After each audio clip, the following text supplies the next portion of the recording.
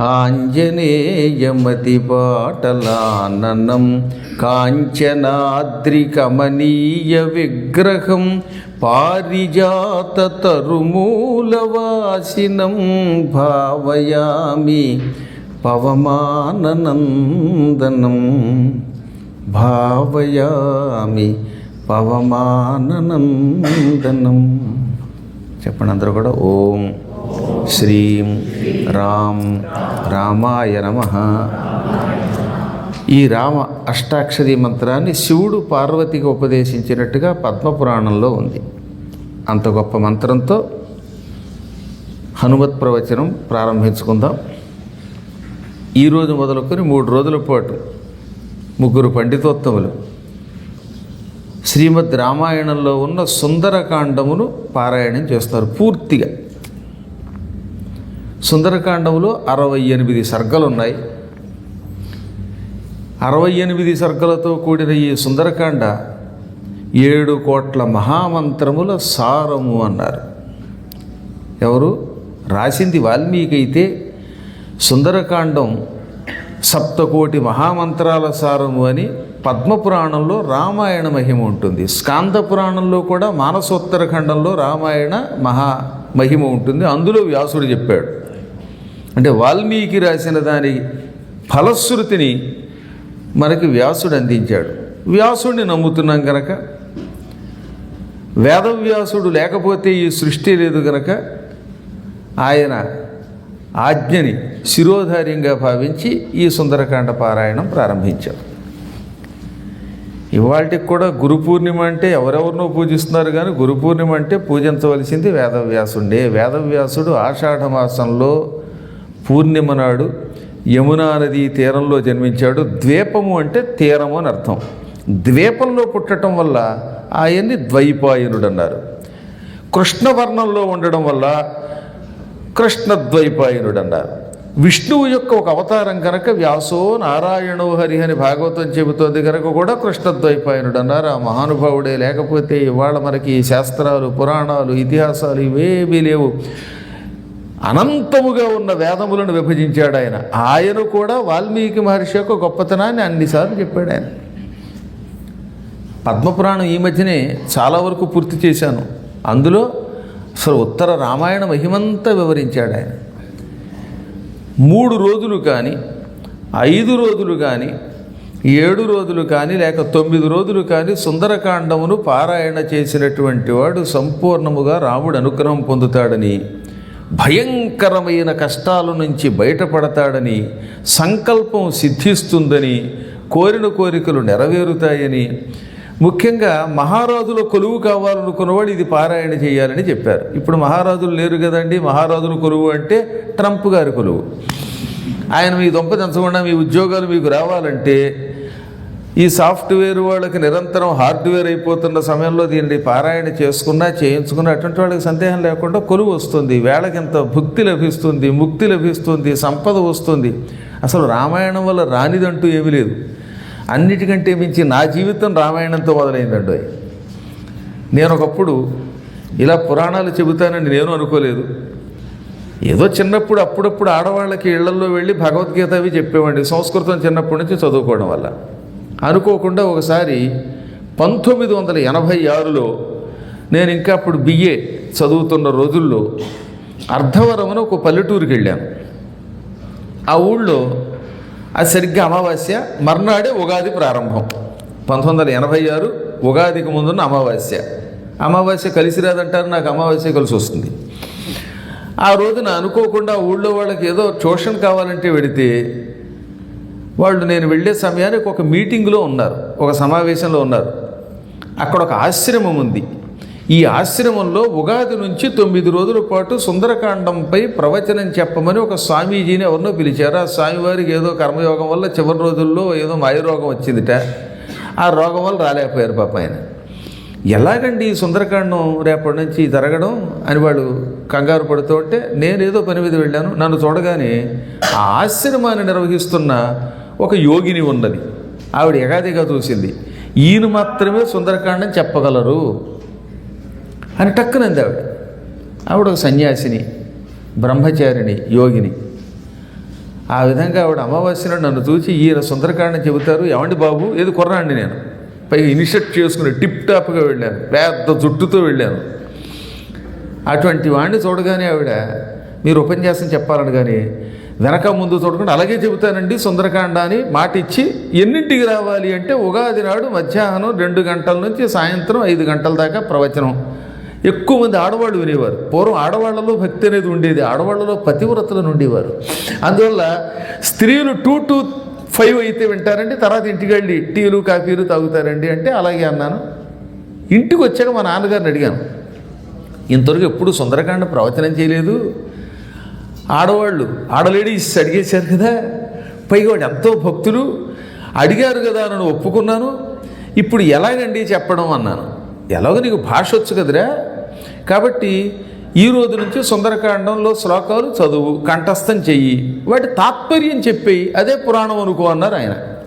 ఇదేదో బాగుందనుకుని ఆ అమావాస్య నాడు సుందరకాండం చదవడం మొదలెట్టాను. మొదటి సర్గ, అందులో 216 శ్లోకాలు ఉంటాయి. తతో రావణ నేతాయా సీతాయా శత్రుకర్శన ఏష పదమన్వేష్టం చారణా చరితే పతి దుష్కరం నిష్ప్రతిద్వంద్వం చికీర్షన్ కర్మవానర సముదగ్ర శిరోగ్రీవో గవాంపతిరివా బభౌ అథ వైదూర్యవర్ణేషు శాద్వలేషు మహాబల ధీరస్సలిల కల్పేషు విజచార యథాసుఖం. ఒకసారి చదవడం గుర్తుండిపోవడం. 216 శ్లోకాలు 40 నిమిషాల్లో కంఠస్థం వచ్చేసింది. మళ్ళీ రెండోసారి చదవలేదు. ఓరి నాయనో, ఇదేదో చాలా ఆశ్చర్యంగా ఉంది, నాకు జ్ఞాపక శక్తి ఎక్కువ అన్నమాట అనుకుని ఆ రోజుకి 12 సర్గలు కంఠస్థం చేశాం. ఇంకా అక్కడి నుంచి రోజు కొన్ని సర్గలు కంఠస్థం చేయటం, మొత్తం 68 కదా. 9 రోజుల్లో రోజు శ్లోకం చదవడం, తాత్పర్యం చెప్పడం, పిల్లలకి పాఠం చెప్పినట్టుగా. ప్రారంభంలో కేవలం ఓ శ్లోకం ప్రతిపదార్థం తాత్పర్యం చెప్పాను, పెద్ద ఎక్కువగా వాటికి సంబంధించిన వ్యాఖ్యానాలు చేయలేదు. ఆ సమయంలో ఆ 9 రోజులు అయ్యేసరికి మీరు చెబితే ఆశ్చర్యపోతారు, ఇంత ఆశ్చర్యం ఉండేది. ఈ చివరి నుంచి ఆ చివరి దాకా జనం అంతా ఊరే అంతా తరలి వచ్చేది. మధ్యాహ్నం పూట చుట్టుపక్కల గ్రామాల నుంచి ఎడ్ల బళ్ళ మీద, సైకిళ్ళ మీద, కాలినడకన వచ్చారు. ఆ రోజుల్లో ఆటోలు లేవుగా, సుఖమైన రోజులవి. ఎక్కువ మంది ఎడ్ల బళ్ళు, సైకిళ్ళు. ఏదో ఆర్టీసీ బస్సు ఉందా అంటే ఉంది. అంటే ఆర్టీసీ బస్సు కోసం ఎదురు చూడటం కంటే మనం నడిచి పెడితే హైదరాబాద్ వెళ్ళిపోవచ్చు, అలా ఉండేది ఆ రోజుల్లో. హస్తం పార్టీ కదా ఆ రోజుల్లో, భస్మాసుర హస్తం పార్టీ టైంలో ప్రపంచం అంతా అలాగే ఉండేదిలేండి. అలాంటి కాలంలో 9 రోజులు ప్రవచనం అయ్యాక ఆనాటి నుంచి ఈనాటి వరకు మళ్ళీ ప్రవచనాలు చెబుతూనే ఉన్నాను అలా నిరంతరాయంగా. అంటే 86లో సుందరకాండంతో ప్రవచనం ప్రారంభమైంది. సుందరకాండం అనాలండి. సుందరాకాండ అని ఎవడన్నా అంటే చెవులో సీసం కరిగించిపోసినట్టు అయిపోతుంది. అది సుందర శబ్దం. హనుమంతుడు అనుగ్రహించాడు, దైవానుగ్రహం. ఎన్ని పురాణాలు చెప్పాం, 18 పురాణాలు ఎన్నిసార్లు చెప్పామో లెక్కలేదు. ఓహో, సుందరకాండములో ఇంత శక్తి ఉన్నది అని తెలిసింది. ఇదంతా ఎందుకు చెప్తానంటే, ఎప్పుడో సుందరకాండంతో మొదలు పెట్టాం, మళ్ళీ మీ దగ్గరకు వచ్చాక కూడా సుందరకాండాన్ని పారాయణ చేసి ప్రవచనం చేసే యోగం కలిగించాడు పరమాత్ముడు. సుందర అనే శబ్దానికి అర్థం ఏమిటి? సుతరాం ఆద్రియత ఇతి సుందర అని దానికి నిర్వచనం. దృంగాదరే అంటే ఒక వ్యక్తిని చూడగానే మిక్కిలి ఆకర్షణ కలిగితే అతన్ని సుందరుడు అంటారు. ఇప్పుడు ఆయన చూడగానే మళ్ళీ చూడాలనిపించింది అనుకోండి మన అదృష్టం వల్ల. అంటే అందరికీ అలా అనిపించకపోవచ్చు, ఒక్కోసారి మనకు ఒక్కొక్క వ్యక్తిని చూడగానే మళ్ళీ చూడాలనిపిస్తుంది, మిక్కిలి సంతోషం కలిగిస్తుంది ఆ రూపం, ఆ వ్యక్తిని సుందరుడు అన్నారు. హనుమంతుడిని చూడగానే ఒకసారి చూసినవాడు మళ్ళీ చూడాలి, మరలా ఆయనతో మాట్లాడాలి, ఆయనతో తిరగాలి, రాసుకు పూసుకు తిరగాలి అనే కోరిక కలుగుతుంది. అందుకని ఆయన్ని సుందరుడు అన్నారు. హనుమంతుడు వానర రూపంలో ఉన్నాడు కదండి. వానర రూపంలో ఉన్నవాడిలో అందం ఏమిటని కొందరు అంటారు, కానీ ఆ వానర రూపంలో ఉన్న ఆకర్షణ అంతా ఇంత కదట. గణపతిని చూడండి, తొండంతో, గజముఖంతో, పెద్ద చెవులతో ఉంటాడా, అంత పొట్టతో అయినా ఆయన చూడగలుగుతాం. మళ్ళీ మనం మిగతా వాళ్ళని చూడలేము. అంటే భార్యాభర్తలు ఒకళ్ళ మీద ఒకళ్ళ వ్యామోహంతో చూస్తే చూడొచ్చేమో, కానీ ఓ హనుమంతుడినో గజముఖుడైన విఘ్నేశ్వరుణ్ణో చూడగలిగినట్టుగా ఇంకొకళ్ళని చూడలేకపోతున్నాం. ఆ చూడడం పదే చూడాలనిపించిందంటే అది సుందర శబ్దము, ఆకర్షణ కలిగినది అని అర్థం. మొన్న ఈ మధ్యన ఎవరో అన్నారు మీరు కూడా సుందరులేనని. అనగానే ఆనందం కలిగిందండోయ్, అమ్మయ్య నేను కూడా బాగుందన్నమాట. బాగుండటం అంటే అక్కడ అర్థం ఏదో జుట్టు నల్లగా అయిపోయి, మీసాలు నల్లగా అయిపోయి నిగనిగలాడిపోతున్నాడని కాదు. ఆ వ్యక్తి మీద ఒక గొప్ప భావం ఉన్నది, అతన్ని చూడాలనిపిస్తోంది, అతనితో మాట్లాడాలనిపిస్తోంది. ఈ ఊహే సౌందర్యం అంటే. అందుకని హనుమంతుడి వంటి సుందరుడు మరొకడు లేడు గనక ఈ కాండమునకు సుందరకాండం అని పేరు పెట్టారు. రామాయణంలో 7 కాండలు ఉన్నాయి. ఎవడైనా మూర్ఖుడు 6 ఉన్నాయి 7 లేదు అంటే వాడు మూర్ఖుడని నేనలేదు, వ్యాసుడు అన్నాడు. 24,000 శ్లోకాలు ఏది వాల్మీకి రామాయణంలో. 24 సాహస్రిక సంఖ్య. 24,000 శ్లోకాలు అవ్వాలంటే ఉత్తరకాండం ఉండాలి. ఉత్తరకాండలో దాదాపు 4,000 శ్లోకాలు ఉన్నాయి. అవి లేకపోతే కేవలం 20,000 శ్లోకాలే ఉంటాయి. కాబట్టి రామాయణం 24,000 శ్లోకాలు పూర్తి అవ్వాలంటే ఉత్తరకాండము కూడా ఉండవలసినదే. 7 కాండములు నేనలేదే మాట. వాల్మీకి మహర్షి ప్రారంభంలో చెప్పాడు ఏమని? తథా చోత్తరే కాండే, 6 యుద్ధకాండములతో పాటు 6 కాండములు తథా ఉత్తరకాండము అని మళ్ళీ ప్రత్యేకంగా చెప్పాడు. 2 సార్లు రామాయణంలో బాలకాండంలో 2వ సర్గలో 3వ సర్గలో ఉత్తర శబ్దాన్ని వాల్మీకే ప్రయోగిస్తే వాల్మీకి ఉత్తరకాండం ఉంది అంటే లేదు అని ఎవడన్నాడంటే వాడు పిడివాదం చేసేవాడు, ఏ గడ్డి పరగ్గాడో అయి ఉండాలి. అలాంటి వాళ్ళ మాటలు తీసి పక్కన పెట్టేయండి. మీరు ఇంటికి వెళ్ళాక రామాయణం చూడండి, లేదా ఇక్కడే ఉంటే తీసి అడగండి. అందులో సుస్పష్టముగా ఉత్తరకాండం గురించి 2 సార్లు రాశారు. కాబట్టి 7 కాండములతో కూడినది రామాయణం, 24,000 శ్లోకములతో కూడినది రామాయణం. ఇందులో అన్నిటికీ ఒక్కొక్క పేరు పెట్టాడు. బాలకాండము, రాముడు మొదలైన వాడు పిల్లలుగా పుట్టడం, చదువుకోవటం, వీళ్ళ చరిత్ర అంతా ఉన్నది. బాల శబ్దానికి అర్థం ఏమిటనమాట? ఇంత చిన్నపిల్లాడని కష్టమా? గ్రహణధారణ పటుహు బాలహ. చదివి ఆ చదివిన దాన్ని గుర్తుపెట్టుకుని మళ్ళీ అప్పచెప్పగలిగితే వాడిని బాలుడు అంటారు. పూర్వకాలంలో పిల్లలు పాఠాలు చదువుకుని సంవత్సరం పాటు చదివి ఆ చదివిన దాన్ని కంఠస్థం చేసి పరీక్ష పేపర్ ఇవ్వగానే చూడకుండా రాసేవారు. అంటే ముందు ఏం చేశారు? గురువుగారు చెప్పింది గ్రహించారు, తర్వాత ఏం చేశారు? జ్ఞాపకంలో పెట్టుకున్నారు, జ్ఞప్తిలో పెట్టుకున్నారు, ఆ తర్వాత దాన్ని అప్పచెప్పారు. అలాంటి వాడిని బాలుడు అంటారు. మీరు కూడా చాలామంది చదువుకున్న వాళ్ళు ఉన్నారు కదా. 10th క్లాస్ చదవాలంటే ఏం చేయాలి? సంవత్సరం పాటు మొత్తం ఆ ఇచ్చినటువంటి సబ్జెక్టులన్నీ కంఠస్థం చేసి ఆఖరణ చూడకుండా రాయవలసింది, కాపీ పెట్టి రాయకూడదు, డెబారీ చేసేవారు పూర్వం. అందువల్ల ఈ ఏడాది చదివిందంతా జ్ఞాపకం పెట్టుకుని దానిని అప్పగించగలిగితేనే బాలుడు అంటారు. మరొకటి ఏమిటి? బాలహ అయితే మూర్ఖ. పెద్దవాళ్ళ మాటలు వినకపోతే కూడా వాడిని బాలుడు అంటారు. కైకేయి బాల వాక్కులాగా చెప్పిన వాటి వినదు కాబట్టి ఆవిడ్ని బాలా అన్నారు. రామాదులు పెద్దలు చెప్పింది విని కంఠస్థం చేసి అప్పగించి ఆ మార్గంలో నడుచుకున్నారు కాబట్టి బాలురు. మరొక శబ్దానికి బాలుడు అంటే అర్థం ఏంటనమాట? కల్లా కపటం తెలియనివాడు. ఈ కల్లా కపటం తెలియనివాడు అని ఎవరిని అంటామంటే, ఎంత దుర్మార్గుడైనా వచ్చి ఒక్కసారి కాళ్ళు పట్టుకుంటే వాడిని క్షమించి వాడిని ప్రేమించే తత్వం కలిగిన వాడిని బాలుడు అంటారన్నమాట. రాముడికి ఒక నియమం ఉంది.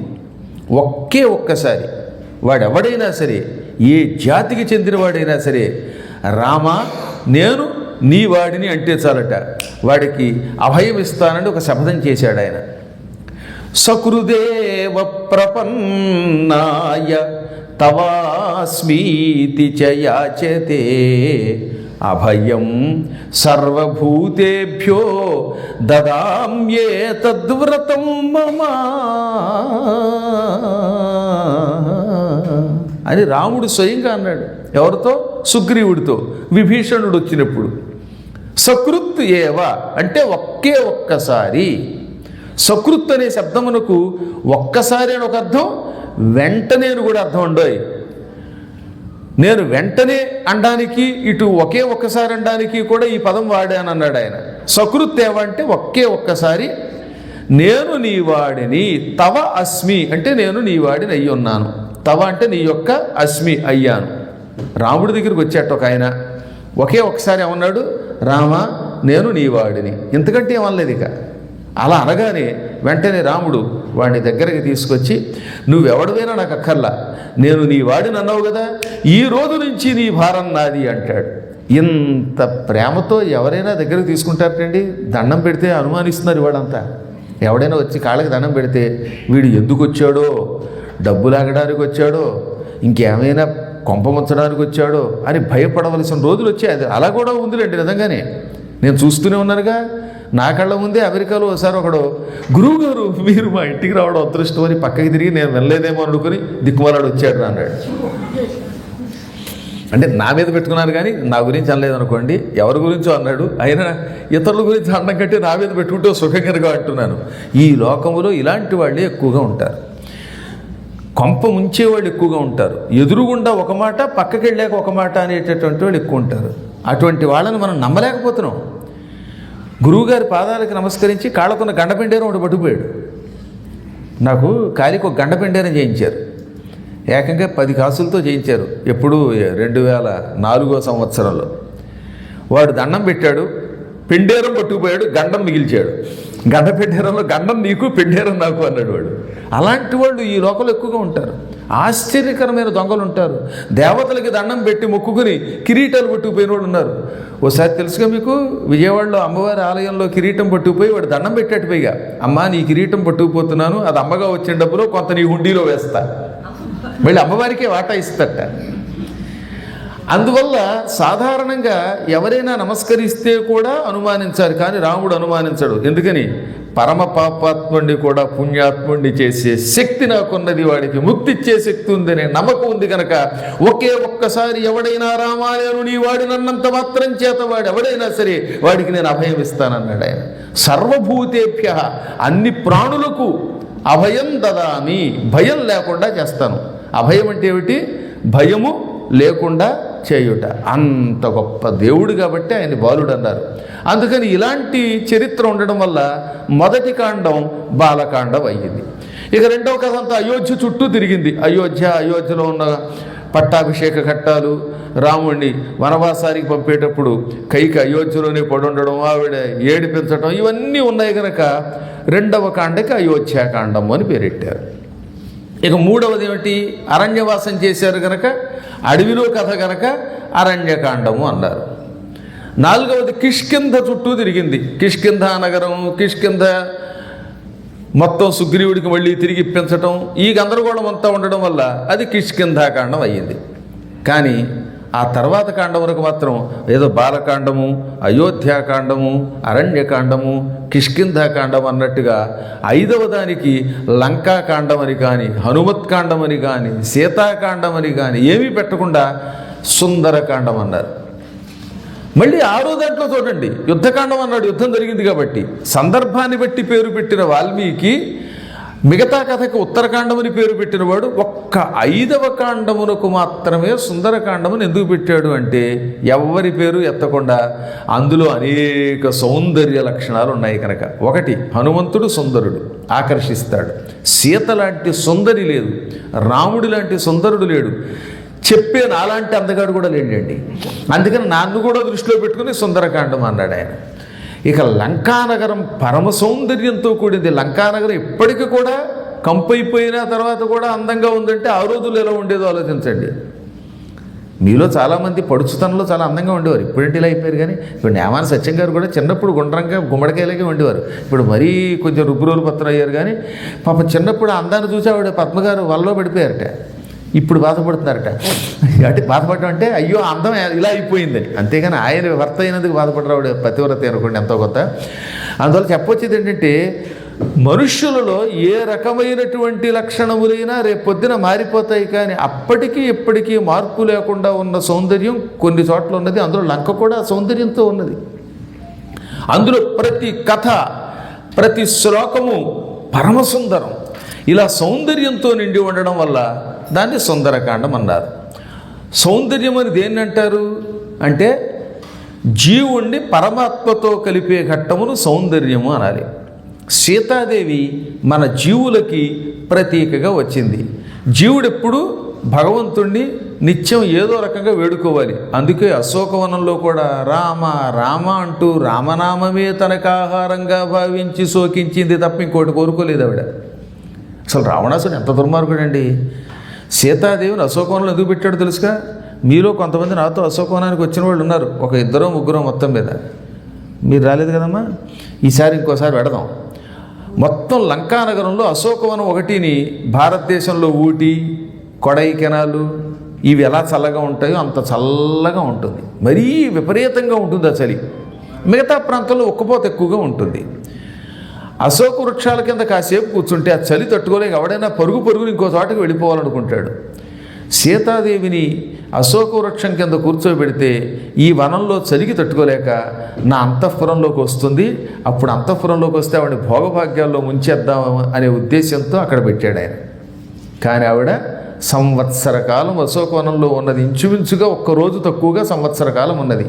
ఈ సంవత్సర కాలము ఎంత చలి వేస్తున్నా, వర్షం ముత్తేస్తున్నా, ఎన్ని కష్టాలు వచ్చినా, ఆకులు రాలిపోతున్నా, పక్షుల మీద రెట్టలు వేస్తున్నా రామ రామ రామ అంటూ ఉన్నది తప్ప అక్కడి నుంచి కదలలేదు. అందుకే ఇప్పుడు ఆ చెట్టు కింద ఒక గొప్ప ఆలయం కట్టారు.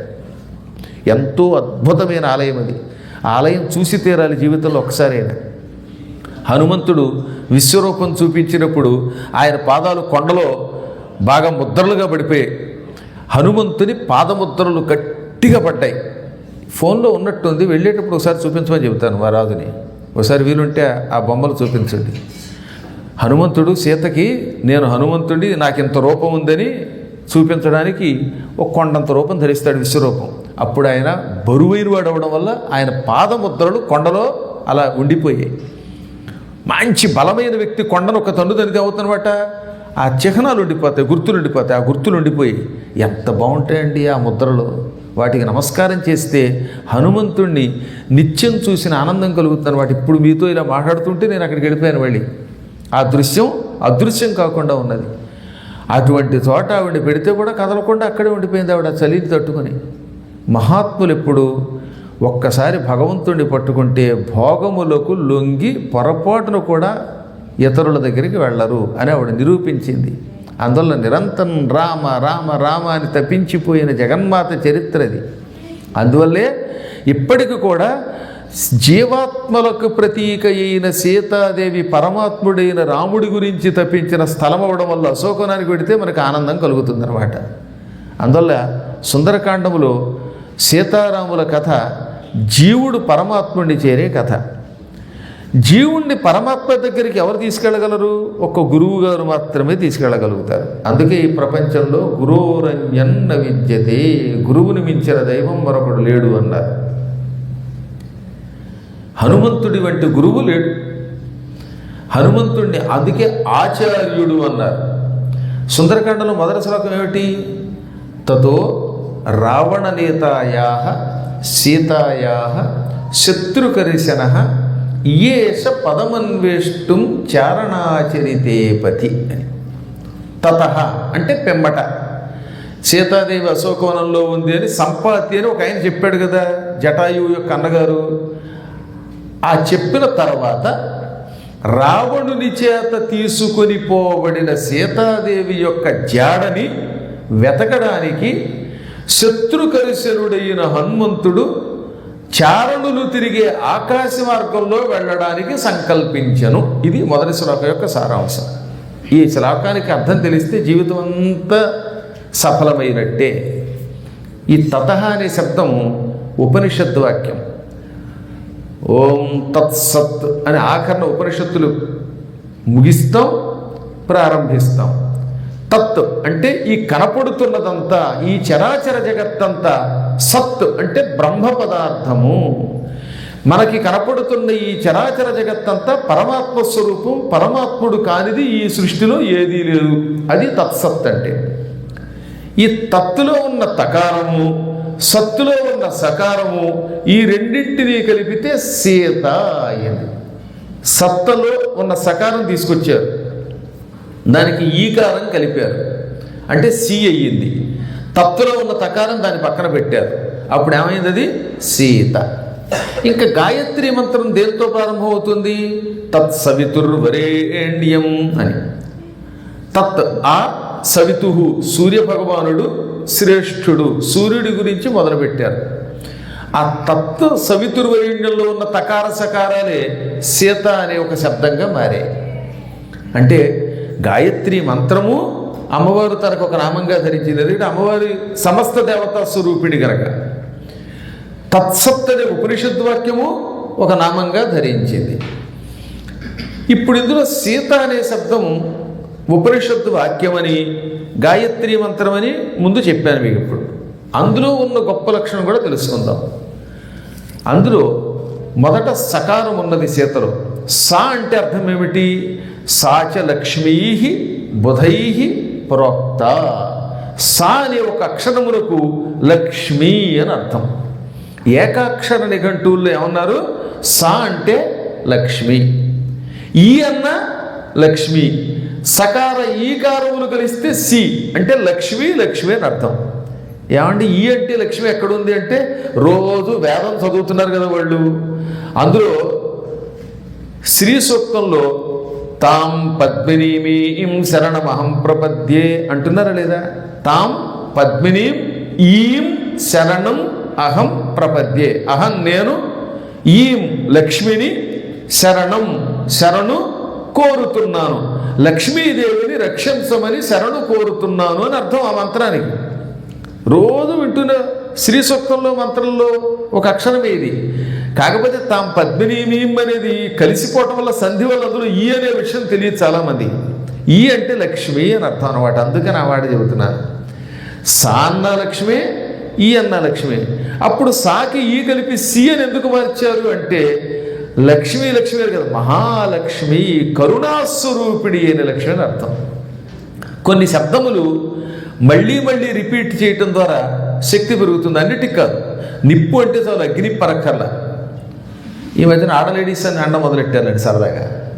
లేడీస్ అంటే చాలు ఇంగ్లీష్లో, లేదా ఆడవారని తెలుగులో అనొచ్చు, కానీ ఆడలేడీస్ అంటే అది సరదా. అలా కాకుండా ఉపనిషత్తులలో ఒకే శబ్దం 2 సార్లు వస్తే శక్తివంతమైన అని అర్థం వస్తుందన్నమాట. సా అన్నా లక్ష్మి, ఈ అన్నా లక్ష్మి, కలిస్తే సి అయ్యింది. అంటే అంతకంటే గొప్ప లక్ష్మీ స్వరూపం లేదు. తా అంటే ఏమిటి? కరుణాయాంతు తా స్త్రియాం. తా అంటే కరుణాస్వరూపిణి. వెరసి సీత అనే శబ్దమునకు అసలైన అర్థం అత్యంత కరుణ కలిగిన లక్ష్మి, కరుణాస్వరూపిణి అయిన లక్ష్మీదేవి మీకోసం ఈ రూపంలో వచ్చింది. ఆవిడ పట్టుకోండి, ఆవిడ కథ వినండి, ఆవిడ చరిత్రని పొగడండి, దానిని పారాయణ చేయించుకోండి, మీ ఇంట్లో ఉన్న దారిద్ర్యం తొలగి లక్ష్మి వస్తుంది అని అంతరార్థం అన్నమాట. ఒక్క పేరు వెనకాతలు ఎంత శక్తి ఉన్నది. అటువంటి సీతాదేవిని వెతకడం కోసం, అంటే జీవస్వరూపిణి అయిన అమ్మని వెతకడం కోసం హనుమంతుడు బయలుదేరాడు. ఏ మార్గంలో? చారణాచరితే పథి. చారణులు అంటే ఆకాశంలో తిరిగే ఒకానొక దేవజాతి. సురలు, సిద్ధులు, సాధ్యులు, గంధర్వులు, కిన్నరులు, కింపురుషులు, విద్యాధరులు, చారణులు, వీళ్ళంతా దేవతల్లో ఒక జాతి వాళ్ళు అనమాట. దేవతల్లో కూడా ఇన్ని జాతులు ఉన్నాయి. అందులో చారణులు వెళ్ళే మార్గం ఆకాశంలో 3వ మార్గం. ఆకాశంలో కూడా కొంత మేర పక్షులు ఎగిరే మార్గం, దానికంటే పైన 2వ మేర, 3వ మేర, ఆపై ఇక మేఘములకు పైన వెళ్ళే మేర ఉన్నాయి. కానీ మేఘముల కంటే కొంచెం కింద వెడితే దాన్ని చారణ మార్గము అంటారు. హనుమంతుడు పూర్తిగా మేఘాలు దాటి పైకి వెళ్ళలేదు, అలాగని మేఘాల కంటే కింద కాకుండా మేఘాల్లో కనపడకుండా వెళ్ళాడు. ఆ మాటే సుందరకాండం ప్రారంభంలో ఏమనుంటుందన్నమాట, ఆకాశంలో మేఘాల మధ్యలో దృశ్యుడు అదృశ్యుడు ఒక్కోసారి కనపడుతూ కనపడకుండా ఉన్నాడు అన్నారు. కాబట్టి ఆయన మేఘముల మధ్యలోంచే వెళ్ళాడు. ఆ మార్గము చారణులనే దేవతలు తిరిగే మార్గం. ఆ మార్గంలో ఆకాశంలో వెళ్ళాడు. వెళ్ళేవాడు ఎటువంటి వాడు? శత్రుకర్షణ, శత్రువులను కృశింపచేసేవాడు అని అర్థం. ఇందులో ఉందండి అంతరార్థం అంతాను. చారణులు అంటే ఏదైనా ఒక పని చేసే ముందు ఆ పనిని తాము చేసి ఫలితం అనుభవించాక ఇతరులకు చెప్పేవాడు. అంటే చెప్పినది చేసిన తర్వాత ఇతరులకు చెబుతారు. ఆ మధ్యన ఒక ఆయన హరికథ చెప్పామన్నాడు, ఇవాళ శనివారం ఉల్లిపాయ తినద్దు అన్నట్ట. వాళ్ళ ఆవిడ కూడా వింది. వెంటనే ఇంటికి వెళ్ళగానే పెసరట్టు ఉప్మా వేసింది ఆయనకి. శనివారం అని కొంతమంది ఇంట్లో అన్నం బదులుగా మేము శనివారం అండి అంటారు. అంటే వాడికి శనివారం అయితే నాకేమన్నా ఆదివారమా? అందరికీ శనివారమే. శనివారం పేరుతో అన్నం బదులుగా ఇంత తిందామని, అందుకని పెసరట్టు ఉప్మా వేయించుకున్నట్ట. వాళ్ళ ఆవిడ ఏం చేసింది, పెసరట్టులో కానీ ఉప్మాలో కానీ పాపం ఉల్లిపాయ వేయలేదు. ఇదేమిటే పెసరట్టు ఉప్మాలో ఉల్లిపాయ లేకపోతే ఏం రుచి, వేసేయి అన్నట్ట. అదేమిటండి ఇందాక మీరేగా హరికథలు ఏమని చెప్పారు, శనివారం నాడు ఉల్లిపాయ నిషేధం అన్నారు కదా, మానేశారంటే తీసేయి నీ బుర్రలోంచి. అది వినే వాళ్ళ కోసం, మన కోసం కాదు. వాళ్ళు వింటారు, వాడి కర్మ, వాడు పెసరట్టు ఉప్మా ఉల్లిపాయ వేసుకోకుండా తింటారు. మనం అలా పాటించకూడదు అన్నట్ట. ఇలాంటి వాళ్ళే తయారయ్యారు కలియుగంలో. అంటే ముందు ఇతరులకు చెబుతారు తప్ప తాము ఆచరించరు. ఫలానా పారాయణ చెయ్యండి అంటారు, వీడు చెయ్యడు. నువ్వు కాలినడకల తీర్థయాత్రలు చెయ్యంటాడు, వీడు మాత్రం నడవడు, విమానంలో పెడతాడు. ఇటువంటి దౌర్భాగ్యుల మాటకి పెద్దగా విలువ ఉండదు. ఏదైనా ఇతరులకు చెప్పే ముందు తాను చేసి ఆచరించి చూపించాలి. అలా చూపించేవాడిని చారణుడు అంటారు. హనుమంతుడు ఆ మార్గంలో వెళ్ళాడంటే అర్థం ఏమిటన్నమాట, హనుమంతుడు ముందు తాను ఏదన్నా ఒక పని చేశాక, ప్రయోజనం వచ్చాక అప్పుడు ఇతరులకు చెప్తాడు. ఆయన రామనామం చేశాడు కాబట్టి ఇతరులను చేయమన్నాడు. తాను చేయకుండా ఇతరులను చేయమంటే ఏం బాగుంటుంది? కాబట్టి రామనామం చేసి దాని ఫలితం అనుభవించి ఇతరులను చెయ్యమనాలి. వాణ్ణి గురువు అంటారు. అందుకని అక్కడ చారణాచరితేపతి అంటే ఆచరించి చూపించే మార్గంలో ఉన్న గురువు గారు. గురువు గారికి ఇంకో లక్షణం ఉండాలి, శత్రుకర్షణ. శత్రుకర్షణుడు అంటే పైకి ఈ జనాలందరినీ చావగొట్టేవాడు, శత్రువుని పడగొట్టేవాడు అని అర్థం. ఈ శత్రువుల్లో లాగొట్టు కొడితే పడిపోవచ్చు, అది వేరే విషయం. కానీ అసలు శత్రువులు శరీరంలో ఉన్నారు. కామ, క్రోధ, లోభ, మోహ, మదమాత్సర్యాలని 6 శత్రువులు మనలో ఉన్నాయి. వీటిని జయించిన వాడే శత్రు కర్షణుడు. హనుమంతుడు కామాన్ని, క్రోధాన్ని, లోభాన్ని, మోహాన్ని, మదాన్ని, మాత్సర్యాన్ని జయించినవాడు. జయించాడు లేదో సుందరకాండంలోనే కనపడుతోంది మనకి. సీతాదేవిని వెతకడానికి అన్ని చోట్లకి వెళ్ళాడు. రావణుడి అంతఃపురంలో ప్రవేశించాడు. రావణాసురుడు చోట పెద్ద మంచం మీద పడుకున్నాడు. ఆ మంచం మొత్తం న్యూయార్క్ అంత ఉంది. అంత పెద్ద మంచం మీద వాడు చుట్టూతో ఆడవాళ్ళు పడుకున్నారు. ఒక ఆవిడ వీణ మీద కౌగిలించుకుని పడుకుంది. కూర్చుని నిద్రపోతారండి దిక్కుమాలాడు కొంతమంది. అలా కూర్చుని వీణ వాయిస్తూ వీణ మీద తలకే పెట్టి నిద్రపోయింది. ఒక ఆవిడ తాగుతూ నిద్రపోయింది. మాంసం నోట్లో పెట్టుకుని మర్చిపోయి నిద్రపోయింది. ఆయన కాళ్ళ మీద ఒకళ్ళు, తల మీద ఒకళ్ళు, చేతుల దగ్గర ఒకళ్ళు, మొత్తం ఆడవాళ్ళంతా రకరకాల భంగిమల్లో తాగి మైకంతో ఉన్నారు. ఆ మైకంలో ఉన్న వాళ్ళల్లో కొందరికి పూర్తిగా బట్టలు లేవు, కొందరికి సగం సగం బట్టలు లేవు, విచిత్రంగా ఉన్నారు. అటువంటి స్త్రీలను చూస్తే సామాన్య పురుషుడైతే కామోద్రిక్తుడు అవ్వాలి. కానీ హనుమంతుడు రవ్వంత వికారం పొందలేదు. ఒక్క క్షణం ఆయన కూడా బాధపడ్డాడు. ఏమని? అయ్యో, రావణాంతపురంలో ఇలా ఉన్న స్త్రీల మధ్యలో ఉన్న రావణుణ్ణి సీత కోసం చూడవలసి వచ్చింది. దీనివల్ల ధర్మ సాధ్వస శంకిత. అయ్యో, ధర్మం తప్పానేమో. పరస్త్రీలను నిద్రపోతున్నప్పుడు అంతఃపురంలో చూడడం తప్పు కదా, ఇది ధర్మమునకు వ్యతిరేకం కదా అని పాపం శంకించాడు. కానీ అంతలోనే మళ్ళీ ఏమనుకున్నాడు? మనోహిహేతు సర్వేషాం ఇంద్రియాణం ప్రవర్తనే. టక్కన ఆయన అదే మాట అన్నాడు వెంటనే. నేను సీతని వెతకడానికి వచ్చాను. సీత ఎవరు? స్త్రీ. స్త్రీలు ఎక్కడుంటారు? అంతఃపురంలో స్త్రీల మధ్యలో ఉంటారు. స్త్రియో హి స్త్రీషు దృశ్యంతే.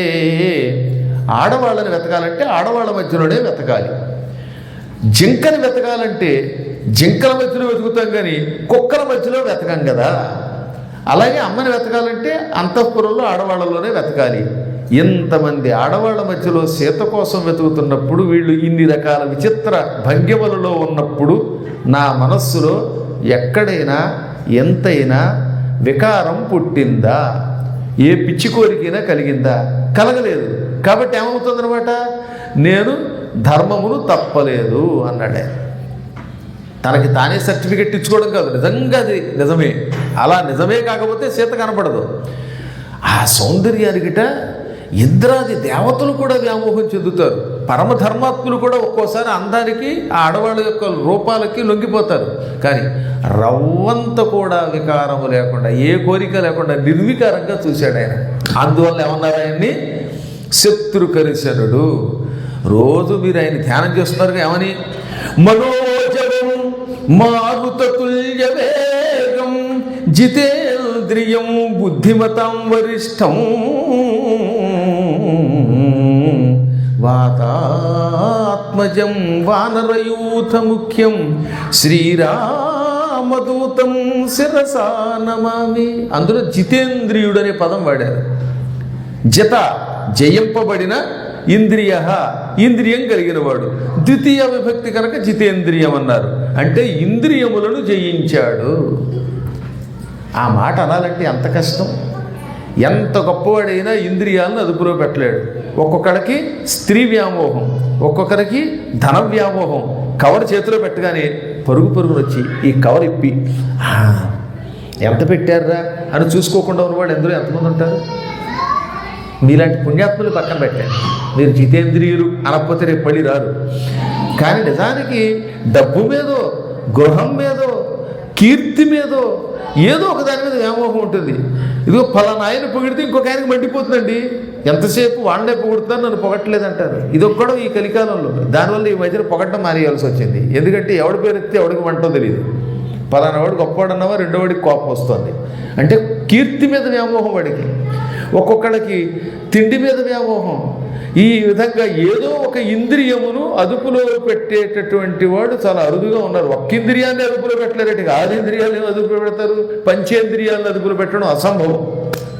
అందువల్ల అలాంటి వాళ్ళు ఆనాటి వాళ్ళల్లో హనుమంతుడు ఒక్కడే నిజమైనటువంటి జితేంద్రియుడు గనక, అవసరమైతే తప్ప కోపం కూడా తెచ్చుకోడు గనక ఆయన్ని జితేంద్రియుడు అంటారు. ఆ మాట చెప్పడానికే శత్రుకరిశన. సీతను వెతకాలంటే, లంకానగరంలోకి అడుగు పెట్టాలంటే గురువు అయి ఉండాలి.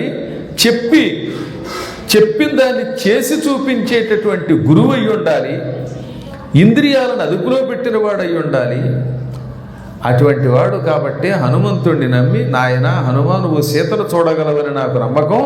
సీతను చూసినప్పుడు ఆనవాలుగా ఈ ఉంగరం ఇయ్యని రాముడు తన ఉంగరం ఇచ్చి పంపించాడు. రాముడు తన ఉంగరాన్ని ఇంతమంది వెళుతూ ఉంటే అందరికీ ఇచ్చాడే, ఇవ్వలేదు, ఒక్క హనుమంతుడికి ఇచ్చాడు. ఈతడే చూడగలడు అని ఆయనకి తెలిసిపోయింది. అందుకని ఏం చేశాడు? రామనామాంకితం చేదం పశ్య. ఇదిగో ఈ ఉంగరం రామ అనే అక్షరములతో ఉన్న ఉంగరం. ఈ ఉంగరం ఎటువంటి ఉంగరం అట? పెళ్లిలో జనక మహారాజు గారు అల్లుడి గారికి ఓ ఉంగరం పెట్టారు. పూర్వం అల్లుడికి ఉంగరం పెట్టేవారు. ఆ ఉంగరం మీద శ్రీరామని రాయించి మరీ పెట్టాట. ఆ ఉంగరం అప్పటి నుంచి రాముడు ధరించాడు. ఈ ఉంగరం రాముడి వేలికి ఉంటుంది. రాముడి దగ్గర నుంచి ఆ ఉంగరం వేరు చేయటం అసంభవం అని సీతకి తెలుసు. అందుకని ఏం చేశాడనమాట, ఈ ఉంగరం తీసి నీ చేతిలో పెడుతున్నాను. ఉంగరం మీద శ్రీరామ అనే అక్షరాలు ఉంటాయి. నువ్వు సీతకి ఈ ఉంగరం చూపించగానే నేను స్వయముగా నిన్ను పంపానని, ఈ ఉంగరం ఇచ్చానని ఆవిడ కనిపెట్టి నువ్వు నా దూతం అనుకొని నీతో మాట్లాడుతుంది, భయపడకుండా ఉంటుంది అని ఉంగరం వెతకడానికి సీతాన్వేషణకు పెడుతుంటే చేతిలో పెట్టాడు. కాబట్టి రాముని ద్వారా ముందే ఆయన ఈ సన్మానాన్ని పొందినవాడు. అటువంటి గురువు గారు ఆయన అన్నారు. గురువులకు ఉండవలసిన లక్షణాలు ఏమిటి అంటే, పని చేసే ముందు ధైర్యం కావాలి. లంకానగరానికి వెళ్ళాలి, సముద్రం దాటాలి, అవతల సీత ఉందని సంపాతి చెప్పాడు. చెప్పగానే వానరులంతా ఏం చేశారు? మహేంద్ర పర్వతం కింద కూర్చున్నారు. కూర్చుని ఇప్పుడే సంపాతి చెప్పాడు, 100 యోజనములు దాటి 800 మైళ్ళు ఆకాశంలో ఎగిరి లంకలోకి వెడితే అక్కడ సీత ఉందిట. ఇప్పుడు ఆ లంకకి సముద్రం దాటి ఎవరు పెడతారు అని వాళ్ళలో వాళ్ళు డిస్కస్ చేసుకుంటూ ఉంటే, వాళ్ళలో వాళ్ళు చర్చలు చేసుకుంటూ ఉంటే, ఒక్క హనుమంతుడు ఏమెరగినట్టుగా దూరంగా వెళ్ళి బండరాయి మీద బుద్ధిమంతుల్లో కూర్చున్నాడు. నేను చేస్తానంటారు. అంతా బుద్ధిమంతులు అడిగేదాకా మాట్లాడు, దూరంగా కూర్చున్నాడు ఆయన ఏం ఎరగనట్టుగా. ఒక ఆయన లేచాడు, నేను ఆకాశంలో 10 యోజనాలు ఎగురుతానన్నట్ట. ఉపయోగం ఏమిటి? సముద్రంలో పడతాడు వెళ్ళి నీళ్లలో. 10 యోజనాల తర్వాత మిగతా ఇంకా 90 యోజనాలు ఎగరాలి. మధ్యలో పడితే బుడుగురు మునిగిపోతాడు. ఇంకొక ఆయన లేచాడు, నేను 20 అన్నాడు. ఇంకొక ఆయన 30 అన్నాడు. ఇంకొక ఆయన 40 అన్నాడు. ఇలా వేలంపాటు పెంచినట్టుగా పెంచుకెళ్ళారు. పాపం ముసలైన జాంబవంతుడు అప్పటికి 2వ యుగంలో ఉన్నాడు. ఆయన కృత యుగంలో పుట్టాడు, త్రేతాయుగంలో ఉన్నాడు. ఆయన ఉన్నాడు తెలుసా, నేను 90 యోజనములు ఎగరగలను, ఆ తర్వాత అనుమానం అన్నట్ట. ఇది రిటైర్ అయిపోయాక కూడా ఇంకా 10 యోజనాలు ఉన్నాయి. అయినా ముసలాన్ని ఎలా పంపుతాం చూస్తూ చూస్తూ. ఇప్పుడు నాలాంటి పడుచువాడు ఉండగా ఇలాంటి ముసలాన్ని ఏదైనా పనికి పంపడం న్యాయమా? అప్పుడు అంగదుడు యువరాజు ఏమన్నాడు, నాకు శక్తి ఉన్నది, 100 యోజనములు ఎగిరి లంకా నగరానికి వెళ్ళగలను, కానీ తిరిగి రావడానికి నాకు కొంచెం జట్లాగా ఉంటుంది. ఎయిర్ ఇండియాలో ప్రయాణం చేశాక నెల్లాడు పడుకుంటున్నారు చాలామంది. మళ్ళీ వాళ్ళు సెట్ అవ్వడానికి చాలా టైం పడుతుంది. అందుకని అక్కడికి వెళ్ళి తిరిగి వెంటనే రాలేదు, దానివల్ల ప్రయోజనం ఉండదు, పనంతా పాడైపోతున్నాడు ఆయన. అక్కడికి వెళ్ళి పడుకుంటే ఉపయోగం ఉంది. మాతో పాటు కొంతమంది ప్రయాణం చేసి వచ్చారు. మధ్యాహ్నం కూడా పడుకోవడం ఏమన్నా అంటే యోగాభ్యాసం అంట. శవంలో పడుకుని శవాసనం అంటే అలా పడుకుని అబ్బాయి పడుకోవట్లేదండి అన్నాం. పైగా ఇందులో ఒక ఆయన ఉన్నాడు, కూర్చుని నిద్రపోతాడు ఆయన. ఏమైనా కూర్చున్నాను ఊరికే అలా అంటాడు ఆయన. ఏం కూర్చున్నాడు నాకు తెలియదే, కూర్చున్న వాడికి గురకొచ్చిందే. పైగా గురకటి కాదట, గురక కాదండి, అది భస్త్రీట, దాని పేరుదో అని అరుస్తున్నానండి, అదొక యోగం అండి అన్నాడు. ఎన్ని రకాల తెలివితేటలండి మానవులకి. కాబట్టి కూర్చుంటే నిద్రపోతారు, నిలబడి నిద్రపోతారు. 4 రోజులు వస్తే 5వ రోజు పని చేయలేరు. అలాంటిది అంగదుడు పాపం చెప్పాడు, నేను సముద్రం దాటి వెళతాను, తిరిగి రాలేనేమో, అక్కడ విశ్రాంతి తీసుకోవాలేమో. అంటే యువరాజువి, నువ్వు వెళ్ళడం ధర్మం కాదు, నేను ముసలివాడిని, నువ్వు యువరాజువి, మిగతా వాళ్ళు వెళ్ళలేరు, మనందరం డప్పాలు కొడుతున్నాం, ఎంత దూరం ఎగురుతాం అంత దూరం ఎగురుతామని. కానీ మాట్లాడకుండా మౌనంగా అలా కూర్చుని ఉన్నాడే ఆంజనేయ స్వామి వారు. ఆయనే ఈ పని చేయగలడు. మహాత్ములు కబుర్లు చెప్పరు, కానీ చెయ్యమంటే పని చేస్తారు. నేను చేశాం, మేం చేశాం అనరు. ఆ హనుమంతుడి శక్తి నాకు తెలుసుని దగ్గరికి వెళ్ళిన ఆయన, హనుమ మేమంతా కష్టకాలంలో ఉంటే నువ్వు అలా కూర్చుంటేలాగా లే అన్నాడు. హనుమంతుడు చిన్నప్పుడు బాగా అల్లరి చేసేవాడు. చిన్నప్పుడు బాగా అల్లరి చేసిన వాళ్ళు పెద్దయ్యాక గొప్పవాళ్ళు అవుతారండో. ఎలా చెప్పారని అడగరే, నేను చేశాను. అందువల్ల అందరు చిన్నప్పుడు బాగా అల్లరి చేశారంటే కృష్ణుడు, ఆంజనేయుడు వాళ్ళు గొప్పవాళ్ళు అయ్యారు. ఏ అల్లరి చేయలేదంటే వాడికి రోగం ఉందని అర్థం. మందు తిన్న పాములలో పడి ఉంటారు, వాడు కడుపులో ఏదో రోగం. ఆరోగ్యంగా ఉన్నవాడు చక్కచక్క తిరుగుతాడు, కానీ బుద్ధిమంతుడిలో కూర్చున్నట్టుగా నటించాడంటే వాడి శరీరంలో ఏదో రోగం ఉందని అర్థం. అందులో హనుమంతుడు బాగా అల్లరి చేస్తూ ఉంటే ఋషులు ఏం చేయాలో తెలియక ఈ హనుమంతుడు అల్లరి తట్టుకోలేకపోతున్నాం. దండాలు విరగొడతాడు, కమండలాలు పగలగొడతాడు, ఆరేసుకున్న బట్టలు చింపేస్తున్నాడు. ఈయన మహాత్ముడు, చిన్నప్పుడు కాబట్టి అల్లరి చేస్తున్నాడు. కాబట్టి ఈయన్ని తాత్కాలికంగా శపిద్దాం అనుకుని, నువ్వు నీ శక్తిని చాలా వరకు మర్చిపోదువుగాక, ఎవరైనా వచ్చి నువ్వు గొప్పవాడిని పొగిడినప్పుడు మళ్ళీ నీ శక్తి అంతా నీకు గుర్తువచ్చుగాక అని శాపం పెట్టారు. దాంతో ఆయన తన శక్తిని 90% మర్చిపోయాడు, 10% గుర్తుంది. ఇప్పుడు ఇక జాంబవంతుడి దగ్గరికి వచ్చి, నువ్వు మహాత్ముడివి, సూర్యుడి దగ్గర చదువుకున్నవాడివి, నువ్వు ఏదైనా సాధిస్తావు, నువ్వే ఈ పని చేస్తావు అని పొగడగానే ఒక్కసారి ఆయనకి తన శక్తి గుర్తుకొచ్చింది, విజృంభించేశాడు ఆయన. అక్కడ పెంచాడు తన శరీరాన్ని. సూర్యుడు నెత్తికి తగులుతున్నాడా అన్నంత శరీరం పెంచాడు ఆయన. అక్కడ మహేంద్ర పర్వతం అని ఉన్నది, ఆ పర్వతం మీదకి అడుగు పెట్టాడు. ఆయన శరీరంతో కొండను ఒక్కసారి ఒక్క ఊపు ఊపెట్ట. హనుమంతుడి పాదములతో కొండ మొత్తం కదిలిపోయింది. మహాపర్వతం గజ గజ గజ వణికిపోయింది. ఆ కొండ మీద రకరకాల చెట్లు ఉన్నాయి. ఆ చెట్లకి ఎర్ర పువ్వులు, తెల్ల పువ్వులు, నల్ల పువ్వులు, పసుపు రంగులో ఉన్న పువ్వులు ఉన్నాయి. ఈ కొండను ఒక్క ఊపు ఊపగానే ఏది తన శరీరాన్ని పరీక్షించుకోవడానికి, సత్తా బలాన్ని పరీక్షించుకోవడానికి ఒక ఊపు ఊపితే కొండ మొత్తం కదిలిపోయింది. మొత్తం పూల చెట్లకు ఉన్న పువ్వులన్నీ జలజల రాలిపోయేట. సర్వం పుష్పం అశాతయత్తు, మొత్తం కొండంతా పువ్వుల మయమైపోయింది. అప్పుడప్పుడు పెద్దలు వచ్చినప్పుడు మొత్తం పువ్వులు పరిస్తే నేల ఎలా నిండిపోతుందో అలా పూలకొండ అయిపోయింది అన్నారు. ఇంకా ఆయన కొండను ఊపితే రాళ్ళు ఫట్ ఫట్ అని పగిలిపోయాయి. ఈ రాళ్ల కింద పుట్టలు ఉన్నాయి, ఆ పుట్టల్లో పాములు ఉన్నాయి, పెద్ద పెద్ద పాములు, 12 మైళ్ళు పొడుగున్న పాములు కూడా ఉన్నాయట. ఇప్పుడు ఈ పుట్టల్లో ఉన్నటువంటి పాముల మీద రాళ్ళు విరిగి పడగానే బాధ తట్టుకోలేక నలిగిపోయి ఆ పుట్టల్లోంచి బయటకు వచ్చాయి. కోపంతో బండరాళ్ళని బుస్సు బుస్సుని కాటేసాయి. ఆ కొండ ఎటువంటిది? మూలికలతో కూడిన కొండ. రకరకాల మూలికలు ఉన్నాయి. ఆ మూలికలు వాడితే ఎటువంటి విషమైనా విరిగిపోతుంది. కానీ ఈ పాములు కోపంతో కాటేస్తూ ఉంటే నసేపు శవితుం విషం, ఆ విషాన్ని అదుపులో పెట్టలేకపోయాట. అంటే అంతంత విషం కక్కాయనమాట. అసలే హనుమంతుడి కాలి దెబ్బలకి రాళ్ళు పగిలిపోతున్నాయి. ఇప్పుడు ఈ పాములు వచ్చి కాటేస్తే రాళ్ళు ఫట్ ఫట్ అనే శబ్దంతో తర్వాత ముక్కలై చిదురుపలై అటు ఇటు పడిపోయి. ఆ రోజు ఆదివారంట. అందుకని కొంతమంది విద్యాధరులు చారణులు అక్కడికి వచ్చారు. వాళ్ళు వచ్చి పార్టీ చేసుకుంటున్నారు. మన వాళ్ళు పార్టీలు మీకు తెలియదే ఉంది. శని ఆదివారాలు వచ్చాయంటే వీకెండ్ వచ్చిందంటే మొత్తం వీక్ అయిపోవాల్సిందే తాగి తందనాలని.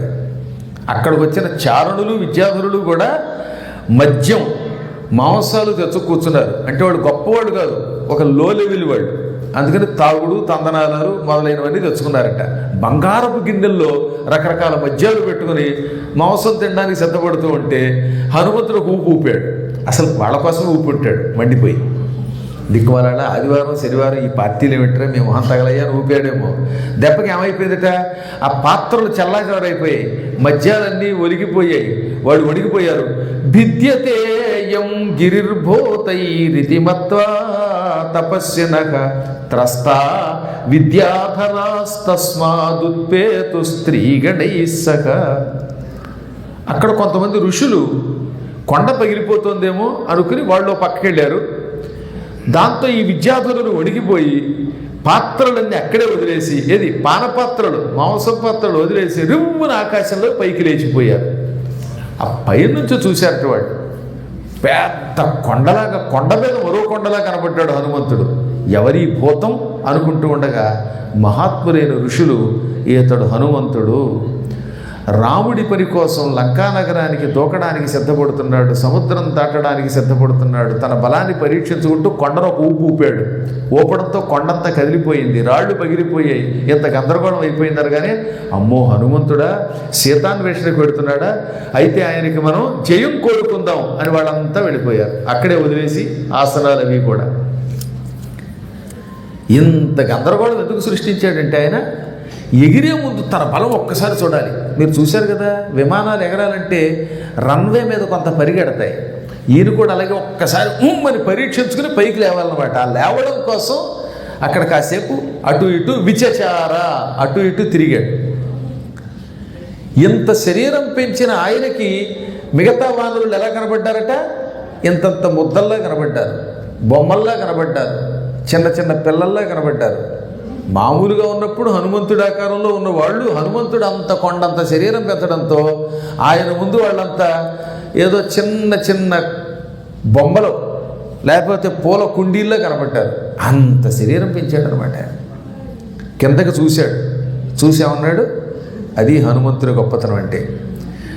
వానరాన్ వానర శ్రేష్ఠ యదం వచనమబ్రవీత్ యథా రాఘవ నిర్ముక్తః శరశన విక్రమః గచ్చేత్ తద్వద్గమిష్యామి లంకాం రావణ పాలితాం నహి ద్రక్ష్యామి యది తాం లంకాయాం జనకాత్మజాం అనేనైవ హి వేగేన గమిష్యామి సురాలయం యది వా త్రిదివే సీతాం న ద్రక్ష్యామి కృతశ్రమః బద్ధ్వా రాక్షసరాజానమానయిష్యామి రావణం ఆనయిష్యామి బా లంకాం సముత్పాట్య సరావణం. ఒక వ్యక్తి ఆత్మబలం ఇందులో చూపించాడు ఆయన. వానరులారా, నేను చెయ్యబోయే పని మీకు చెబుతున్నాను వినండి. నేను ఇప్పుడే మహావేగంగా లంకానగరానికి వెడతాను. ఎలా వెడతాను? రాముడు విడిచిపెట్టిన బాణంలా వెడతాట. తనను తాను రామబాణంతో పోల్చుకున్నాడు. రాముని బాణం రాముడు ధనుస్సునకు ఎక్కువ పెట్టకపోతే పుల్ల లాంటిది, అదో పుల్లే. కానీ ఒక్కసారి రాముడు ముట్టుకొని ధనుస్సుకి ఎక్కుపెట్టి విడిచిపెడితే ఇక ఆ బాణాన్ని ఆపడం ఎవడి వల్ల కాదు. అందుకే రామబాణం అన్నారు. రామబాణానికి తిరుగులేదు. ఒక్కసారి రామబాణం విడిచిపెడితే, రాముడు విడిచిపెడితే అది లక్ష్యాన్ని ఛేదించి, అంటే చంపవలసిన వాడిని చంపి ఆ తర్వాత సముద్రంలోకి వెళ్ళి తనను తాను కడుక్కొని మళ్ళీ రాముడు అబులు బుదులు దూరుతుంది. అందుకని హనుమంతుడు ఏం చేశాడు? నేను రామబాణం లాంటి వాడిని అన్నాడు. అంటే రామబాణంలాగా ఎక్కడ ఆగను. మొదట శపథం అలా చేశాడనమాట. ఆగను అనే మాట చెప్పకుండా చెప్పాడు. అలాగే వెళ్ళాడు. లంకకి వెళ్ళేదాకా ఎక్కడ ఆగలేదు. సీతను చూశాడు. చూసిన తర్వాత రామబాణం ఏం చేస్తున్నాను, పని అయ్యాక సముద్రంలో స్నానం చేయాలి. అందుకే లంకా నగరానికి నిప్పెట్టాక తోకని సముద్ర జలాలతో చల్లార్చుకున్నాడు. చల్లార్చుకున్న తర్వాత రాముడి దగ్గరకు వచ్చాడు. అందువల్ల రామబాణంతో పోల్చుకోవడం వెనక అతను ఉద్దేశం అటువంటిది. పైగా రామబాణం శ్వసన విక్రమ అన్నాడు. శ్వసనుడు అంటే వాయువు. వాయువు ఎంత వేగంగా వెడతాడో రామబాణం అంత వేగంగా వెడుతుంది కనుక నేను వాయువులాగా వెడతాను, వేగంగా, మహావేగంగా వెడతానని చెప్పాడు ఆయన. మధ్యలో ఆగకుండా సీతను చూశాకే ఇక్కడికి వస్తాను. లంకానగరంలో సీత కోసం వెతుకుతాను. సీత కనపడిందా, సరే సరే. కనపడకపోతే ఏడుపు మొహంతో వెనక్కి రాను. అనేనైవ హి వేగేన గమిష్యామి సురాలయం. అదే వేగంతో లంకానగరం నుంచి స్వర్గానికి ఎడతాను. సీత లంకలో కనపడకపోతే రావణుడు ఒకవేళ స్వర్గంలో దాచాడేమో సీతను అనుకుని నేను మహావేగంగా సీత కోసం స్వర్గానికి ఎడతాను. అక్కడ కూడా సీత కోసం వెతుకుతాను. సీత కనపడిందా, సరే సరే. లేకపోతే మళ్ళీ లంకా నగరానికి వచ్చి లంకలో ఉన్న రావణాసురుడితో పాటు లంకంతా తోకతో కట్టి చుట్టి పట్టుకొచ్చి రాముడి కాళ్ళ ముందు పారేస్తాను. ఏది సముత్పాట్య సరావణ అంట. రావణుడితో పాటు లంకంతా పెకలించి పట్టుకొచ్చి రాముడి దగ్గర పారేస్తాను.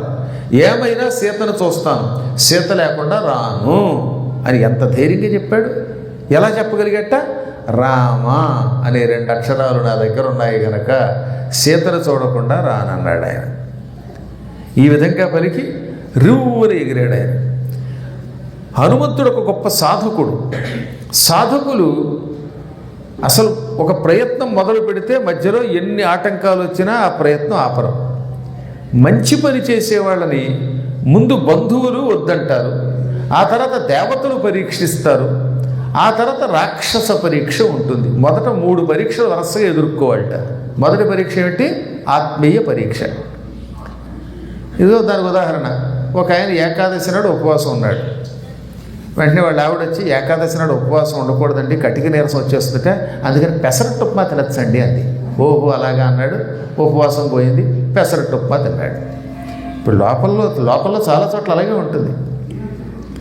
పాప ఆవిడేదో $1000 ఇద్దాం గురువుగారి కంటే వెంటనే బంధువులు, ఎందుకంటే 1000 ఆయన మొహానికి 500 చాలే అంటారు. ఇదన్నమాట. మంచి పని చేస్తున్నప్పుడు ఎవడో ఒకడు వెనక్కి లాగుతాడు. ఈ విధంగా ఆత్మీయుల యొక్క పరీక్ష ఎదుర్కోవాలి మొదట. హనుమంతుడు లంకానగరానికి బయలుదేరుతూ ఉంటే ఈయన మొదట ఎదుర్కొన్నది ఆత్మీయ పరీక్ష. అది నెగ్గితే 2 దేవతల పరీక్ష, అది నెగ్గితే రాక్షస పరీక్ష. అప్పటికి కానీ అనుకున్న చోటుకు వెళ్ళలేడు. దానికి ఉదాహరణే ఈ ఎగరడం. మహావేగంగా హనుమంతుడు పైకి లేస్తే రివును ఎగురుతూ ఉంటే సముద్రుడికి ఆయన మీద అభిమానం కలిగింది. ఈ హనుమంతుడు ఇక్ష్వాకు వంశస్థుడైన రాముని పని మీద పెడుతున్నాడు. ఏకధాటిన ఎగరాలంటే చాలా కష్టం, అలసిపోతాడు. కాబట్టి ఇతనికి ముందు కాస్త విశ్రాంతి ఇద్దాం, విశ్రాంతి తీసుకుంటే మళ్ళీ ప్రయాణం చేస్తాడు అని ప్రేమ వల్ల ఈ పనికి కాస్త ఆటంకం కలిగిద్దాం అనుకున్నట్ట. హనుమంతుడు ఏమన్నాడు? నిజానికి బయలుదేరాక ఆగకూడా వెళ్ళాలి, నేను ఎక్కడ ఆగను అన్నాడు. కానీ ఇప్పుడు ఆగేలా చేయడానికి ప్రయత్నించాడు ఆయన. వెంటనే సముద్రుడు తనలో ఉన్న మైనాక పర్వతాన్ని పిలిచాడు. ఓ మైనాకవా, ఒకానొకప్పుడు నేను నిన్ను ఇంద్రుడి నుంచి రక్షించాను, నువ్వు అప్పటి నుంచి ఇందులో ఉన్నావు. ఇప్పుడు నేను నిన్ను రక్షించటం వల్ల నా రుణం తీర్చుకోవాలి, నేను రాముడి రుణం తీర్చుకోవాలి. రాముడి పని మీద పెడుతున్న హనుమంతునికి సాయం చేస్తే రామరుణం తీర్చుకున్నట్టు అవుతుంది. ఎందుకు రాముడి రుణం తీర్చుకోవాలట? పూర్వం సముద్రం చాలా చిన్నదిగా ఉండేది. సముద్ర జలాలు ఒకప్పుడు ఎండిపోయాయి. మొత్తం అగస్త్యుడు సముద్రంలో నీరు తాగాడు. ఆ తర్వాత సముద్రం లేకుండా అయిపోయింది. ఆ సమయంలో సగరుడు అని ఒక చక్రవర్తి ఉన్నాడు. ఆ సగరుడికి 60,000 మంది కొడుకులు ఉన్నారు. వాళ్ళు భూమి చుట్టూతో తవ్వి పెద్ద అఖాతం గొయ్యి ఏర్పాటు చేశారు. ఆ తర్వాత వాళ్ళు కపిల మహర్షి యొక్క కంటి మంటతో బూడిదైపోయారు. అప్పుడు కపిలుడు, ఈ చచ్చిపోయిన 60,000 మంది బాగుపడాలంటే గంగా నది ఇక్కడ ప్రవహించాలి అనగా వాళ్ళ వంశంలో పుట్టిన భగీరథుడనేవాడు తపస్సు చేసి గంగానదిని తీసుకొచ్చి ఈ సముద్రంలో కలిపితే సముద్రం ఎంత గొప్పదయ్యింది. అప్పటి వరకు సముద్రుడికి సముద్రము, అబ్ధి, సింధువు ఈ పేర్లు ఉండేవి. కానీ సగరుడి యొక్క వంశం వల్ల అభివృద్ధి అవడంతో సాగరం అని పేరు వచ్చింది. అందుకని సాగరం అంటే పెద్దదైపోయిన సముద్రం అని అర్థం. ఆ మాటే అన్నాడు సుందరకాండలో, అహమిక్ష్వాకునాథేన సగరేణ వివర్ధిత.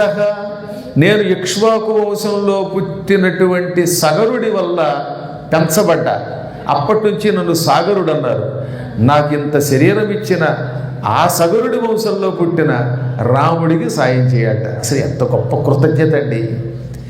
ఎప్పుడో కృతయుగంలో సగరుడు అనేటటువంటి వాడు తనకి ఉపకారం చేస్తే త్రేతాయుగంలో ఆ వంశంలో పుట్టిన రాముడికి సాయం చేయాలనుకున్నట్ట.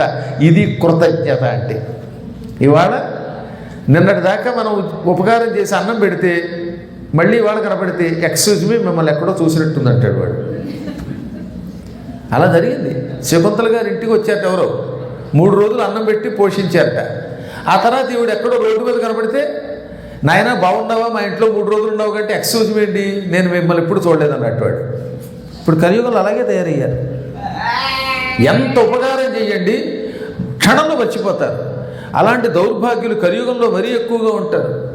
ఒకడికి నేను ఎంతో కాలం చదువు చెప్పించి మంచి ధనం ఇచ్చి ఇల్లిచ్చి పోషించి వాడికి ఇంత ఉద్యోగం ఇస్తే పెళ్ళవగానే పెళ్ళాం మాట విని వాడు వైజాగ్ వెళ్ళిపోయాడు, మీరెవరో తెలియదు అంటాడు. ఇప్పుడు అలాంటి వాళ్ళు లోకంలో చాలా ఎక్కువగా ఉంటారు. వాళ్ళంతా అందుకే రామాయణం చదవాలి, సుందరకాండం చదవాలి, సముద్రుడి కథ వినాలి. నేను ఎప్పుడో సగరుడి యొక్క వంశం వాళ్ళ చేత పెంచబడ్డాను గనక ఆ వంశంలో పుట్టిన రాముడికి సేవ చేయాలన్నాడు. అందుకని మహానుభావులు ఇప్పటికి కూడా మనకు ఆదర్శమూర్తులు. ఇప్పుడు నువ్వేం చేస్తావు? నువ్వు కూడా రాముడికి సాయం చేయవలసిందే. పూర్వం పర్వతములకు రెక్కలుండేవి. రెక్కలున్న పర్వతములు ఎగురుతూ వచ్చి టక్కన మనుష్యుల మీద వాలేవి. ఇప్పుడు ఆ పర్వతాలకు రెక్కలు లేవు కాబట్టి వినడానికి వీరు, చెప్పడానికి నేను ఉన్నాను.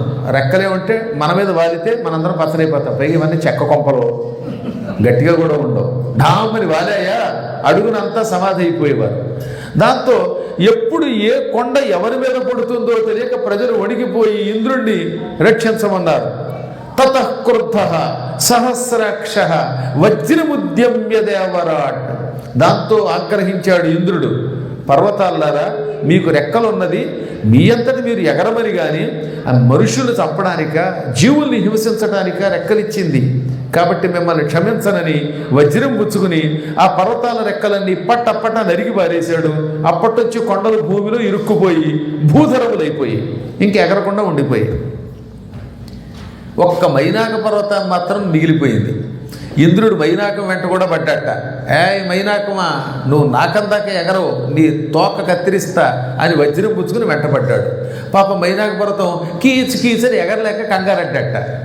అదేంటో తెలియదు కానండి, ఉత్తప్పుడు బాగా పరిగెత్తేవాడు కూడా కంగారు వస్తే పరిగెత్తలేడు. కుక్క వెంటబడితే పరిగెత్తలేక దొరికిపోతారు కొంతమంది. ఇప్పుడు అడవిలోకి వెళ్ళారు, ఉత్తప్పుడు రన్నింగ్ రేసులో ఫస్ట్ వచ్చేవాడు కూడా ఏ సింహం కనబడితే బాబోయే కంగారులో వణుకొచ్చి కింద పడిపోతాడు. అలాగా ఈ కంగారు వల్ల మైనాక పర్వతం ఎగరలేకపోతూ ఉంటే వాయుదేవుడు పెద్ద గాలి విసిరి వాడిని పట్టుకొచ్చి సముద్రంలో పారేశాడు. దాంతో సముద్రుడు ఏం చేశాడు, లోపల దాచాడు. వాయువు వల్ల, సముద్రుడి వల్ల ఇంద్రుడికి కనబడకుండా ఎంతకాలం సముద్రంలో మైనాక పర్వతం దాక్కుంది. అందుకని రెక్కలు ఉన్నాయి.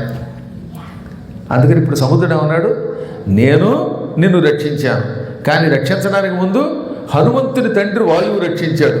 కాబట్టి వాళ్ళ నాన్నగారు నీకు ఉపకారం చేశారు కనుక నువ్వు వారికి ఉపకారం చేయి. ఇది కృతజ్ఞత.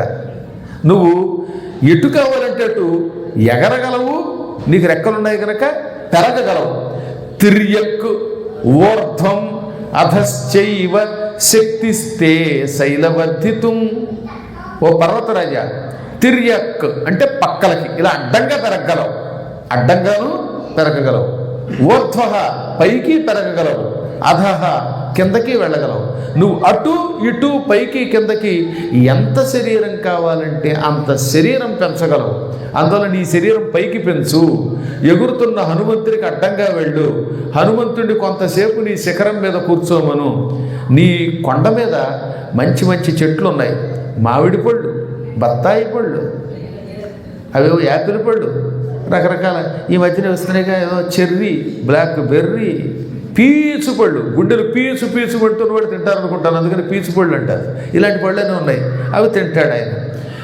కొండ మీద జలపాతాలు ఉన్నాయి. ఆ జలపాతాల్లో ఉన్న చల్లని నీళ్లు తాగుతాడు, విశ్రాంతి తీసుకుంటాడు. అప్పుడు మళ్ళీ శక్తి కలిగి ఎగురుతాడు. అనగానే ఈయన టక్కన పైకి లేచాడు. నీళ్లల్లో నుంచి హఠాత్తుగా బంగారపు రంగులో బంగారపు శిఖరములతో పైకొస్తున్నటువంటి వైనాక పర్వతాన్ని చూడగానే హనుమంతుడు ఏమనుకున్నాడు, వాడు ఎవడో తనకి విశ్రాంతి ఇవ్వడానికి వస్తున్నాడు అనుకోక, మధ్యే లవణతో యస్య విఘ్నోయమితి నిశ్చిత, ఈ ఉప్పు సముద్రంలోంచి విఘ్నం కలిగించడానికి రాక్షసుడు ఎవడో వస్తున్నాడు అనుకున్నట్ట.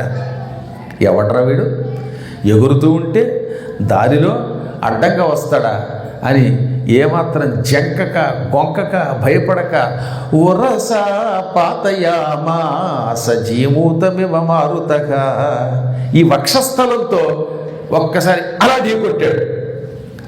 మంచి మేఘాన్ని తుఫాను గాలి కొట్టినట్టుగా, గాలి దెబ్బకి మేఘం చల్లాచెదరైపోతుంది కదా, అలా మేఘాన్ని గాలి ఢీ కొట్టినట్టుగా ఈయన వెళ్ళి వక్షస్థలంతో కొట్టాట.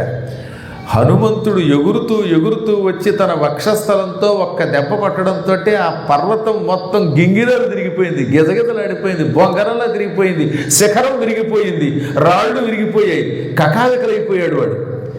చావు దెబ్బ తిన్నా సంతోషపడ్డట్టండి. ఆ మధ్యన ఒక ఆయన కోర్టుకు వెళ్ళాడు, ఆస్తి అంతా పోయింది. ఆస్తి అంతా పోతే పోయింది కానీ లా తెలిసిందన్నట్ట. కోర్టుల చుట్టూ తిరగడం వల్ల ఆస్తి పోయింది కానీ లా తెలిసిందండి అన్నట్టు. అలాగా చావు దెబ్బ తగిలితే తగిలింది కానీ నేను సంతోషిస్తున్నాను. ఎందుకని? హనుమంతుని బలం తెలిసింది. ఒక పర్వతమును వక్షస్థలంతో కొడితే పర్వత శిఖరం విరిగిపోయిందంటే హనుమంతుడు దృఢమైన శరీరం కలిగిన వాడు, మహాబలవంతుడు.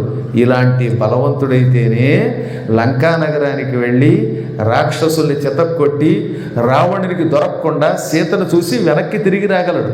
అంతేకాని ఇలా కొండకు తగలగానే గుడ్డికాయ విరిగిపోయి కింద పడితే, కాళ్ళు విరిగి కింద పడితే ఇక వాడు వెనక్కి వస్తాడు.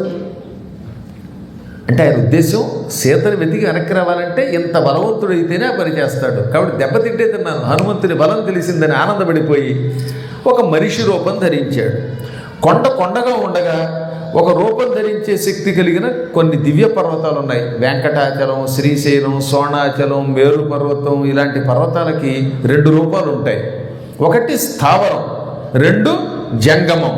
స్థావరం అంటే ఈ కొండరాళ్లతో కూడిన రూపం, కదలకుండా ఉండి బండలు, చెట్లు, వీటితో కూడిన రూపమును స్థావరము అంటారు. జంగమము అంటే ఒక చోట నుంచి ఒక చోటకి వెళ్ళడానికి పనికొచ్చే ఈ మనిషి రూపం ధరించే శక్తి. అందువల్ల ఈ 2 శక్తులు ఉన్నాయి వాడికి.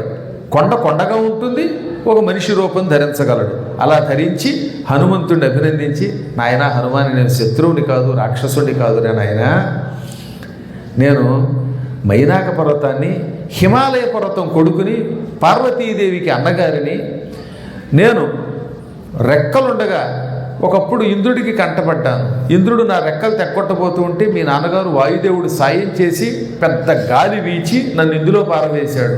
అప్పుడు సముద్రుడు తనలో దాచాడు. ఆ విధంగా సముద్రుడి వల్ల, వాయుదేవుడి వల్ల నా రెక్కలు రక్షింపబడ్డాయి. సముద్రుడు కూడా ఇక్ష్వాకు వంశం మీద కృతజ్ఞత కలిగి ఉన్నాడు, అందుకని నన్ను పంపాడు. ఇప్పుడు నేను పైకి వచ్చాను. నువ్వు ఏకధాటిన 100 యోజనాలు ఎగిరేటప్పుడు అలసిపోతావు, తిండి లేక బాధపడతావు. అందుకే నా కొండ మీద కాసేపు విశ్రాంతి తీసుకో, ఇక్కడున్న పళ్ళు తిను, ఇక్కడున్న మంచినీళ్ళు తాగు, అప్పుడు మళ్ళీ శక్తి వస్తుంది, అలసట తగ్గుతుంది, ముందుకు వెళ్ళొచ్చనగా ఆయన చిరునవ్వు నవ్వాడు. నాయన, నువ్వు చాలా ఉత్తముడివి, రాముడి కోసం పెడుతున్న నాకు సాయం చేద్దాం అనుకున్నావు, కానీ నేను ఆగను అన్నాడు ఆయన. ప్రతిజ్ఞాచమయా దత్త నస్థాతవ్యమిహాంతరే, నేను ఒక ప్రతిజ్ఞ చేశాను, ప్రయాణం అయ్యాక మధ్యలో ఆగకూడదు అనుకున్నాను. అందువల్ల నేను ఆగటం లేదు, ముందుకు వెడుతున్నాను. నిజానికి ఆయన ప్రతిజ్ఞ నేను ఆగనం చేయలేదుగా. నేను రామబాణంలో పెడతానన్నాడు. రామబాణంలో పెడతానంటే అర్థం ఏంటనమాట? ఆగనని అర్థం. అందువల్ల నేను ప్రతిజ్ఞ చేశాను ఆగను. నువ్వు మహాత్ముడివి, ఆగమన్నావు, నీ కోరిక చెల్లించాలి, నా ప్రతిజ్ఞ చెల్లించుకోవాలి. అందుకని ప్రేమతో చేత్తో నిమురుతున్నాను, ఎప్పుడన్నా వీలున్నప్పుడు వస్తాను అని అలా నిమిరి వెళ్ళిపోయాడంతే. అంటే ఆత్మీయులు వండు, పళ్ళు తిను, విశ్రాంతి తీసుకో అంటే లొంగలేదు. అది మహాత్ముల యొక్క లక్షణం. ఎక్కడ ఏ ప్రలోభానికి ఆయన గురి కాలేదు. ఆత్మీయుల పరీక్ష దాటాడు, మళ్ళీ ముందుకెళ్ళాడు. హనుమంతుడికి రామకార్యం మీద పెడుతున్న ఆయనకి సాయం చేయటం వల్ల ఇంద్రుడు చూచి ఆనందపడ్డాడండి. మైనాకమా, నువ్వు ఎంత గొప్ప పని చేసావు నాయన, ఈ రోజు నుంచి నువ్వు స్వేచ్ఛగా తిరగచ్చు, నీ రెక్కలు తగ్గొట్టన్నాడు. రాముడి పని మీద వెళ్ళేవాడికి ఎవడన్నా సాయం చేస్తే వాడికి యావజ్జీవితం సుఖం కలుగుతుందనడానికి ఇదో ఉదాహరణ. అందుకే ఈ ఘట్టాలు మీ పేరు మీదుగా, గోత్రనామాల మీదుగా పారాయణ జరిగితే మీకు, మీ వంశమునకు ఏ విధమైన భయము ఉండదు. హనుమంతుని కటాక్షం, రామ కటాక్షం కలుగుతుంది. అందుకే పూర్వకాలంలో కష్టాలు రాగానే ఈ సుందరకాండ పారాయణ చేయించేవాడు. సుందరకాండ పారాయణ వల్ల ఒక పని అవ్వలేదు అంటే వాడు ఇంకా పరమ దౌర్భాగ్యుడు, ప్రపంచం తల్లకిందులైన వాడిని ఎవడు బాగు చేయలేడు. అంటే అర్థం ఏంటనమాట? సుందరకాండం వల్ల ఏ కోరికైనా గ్యారంటీగా తీరుతుంది అన్నారు. ఇక్కడి నుంచి మళ్ళీ ముందుకెళ్ళాడు. ఈ పొట్టు దేవతలు ఏమన్నారు? హనుమంతుడు విశ్రాంతి తీసుకోకుండా బయలుదేరాడు. కానీ ఈ మాత్రానికే లంకానగరానికి వెళ్ళి రావణుణ్ణి జయించి సీతను చూసి వెనక్కి వస్తాడో లేదో అనేటటువంటి నమ్మకం మాకు కలగడం లేదు. ఈయన ఇంకో పరీక్ష పెట్టి ఆ పరీక్షలో విజయవంతుడైతే మనం సంతోషిద్దాం అనుకున్నారు. వెంటనే నాగమాతని సురసని పిలిచారు. దక్షుడి కూతురు ఆవిడ. దక్షుడి కూతురు కశ్యపుడి యొక్క భార్య. ఆవిడ పిల్లలు పాములు. 2 భార్యలు ఉన్నారు. వాళ్ళిద్దరూ పాముల్నే కన్నారు. ఒక ఆవిడ కద్రువ, మరొక ఆవిడ సురస. సురస నాగమాతాచ అని అమరకోశంలో ఉంటుంది. అందుకే కద్రువకి ఆదిశేషుడు, వాసుకి, తక్షకుడు మొదలైన వాళ్ళు పుట్టారు.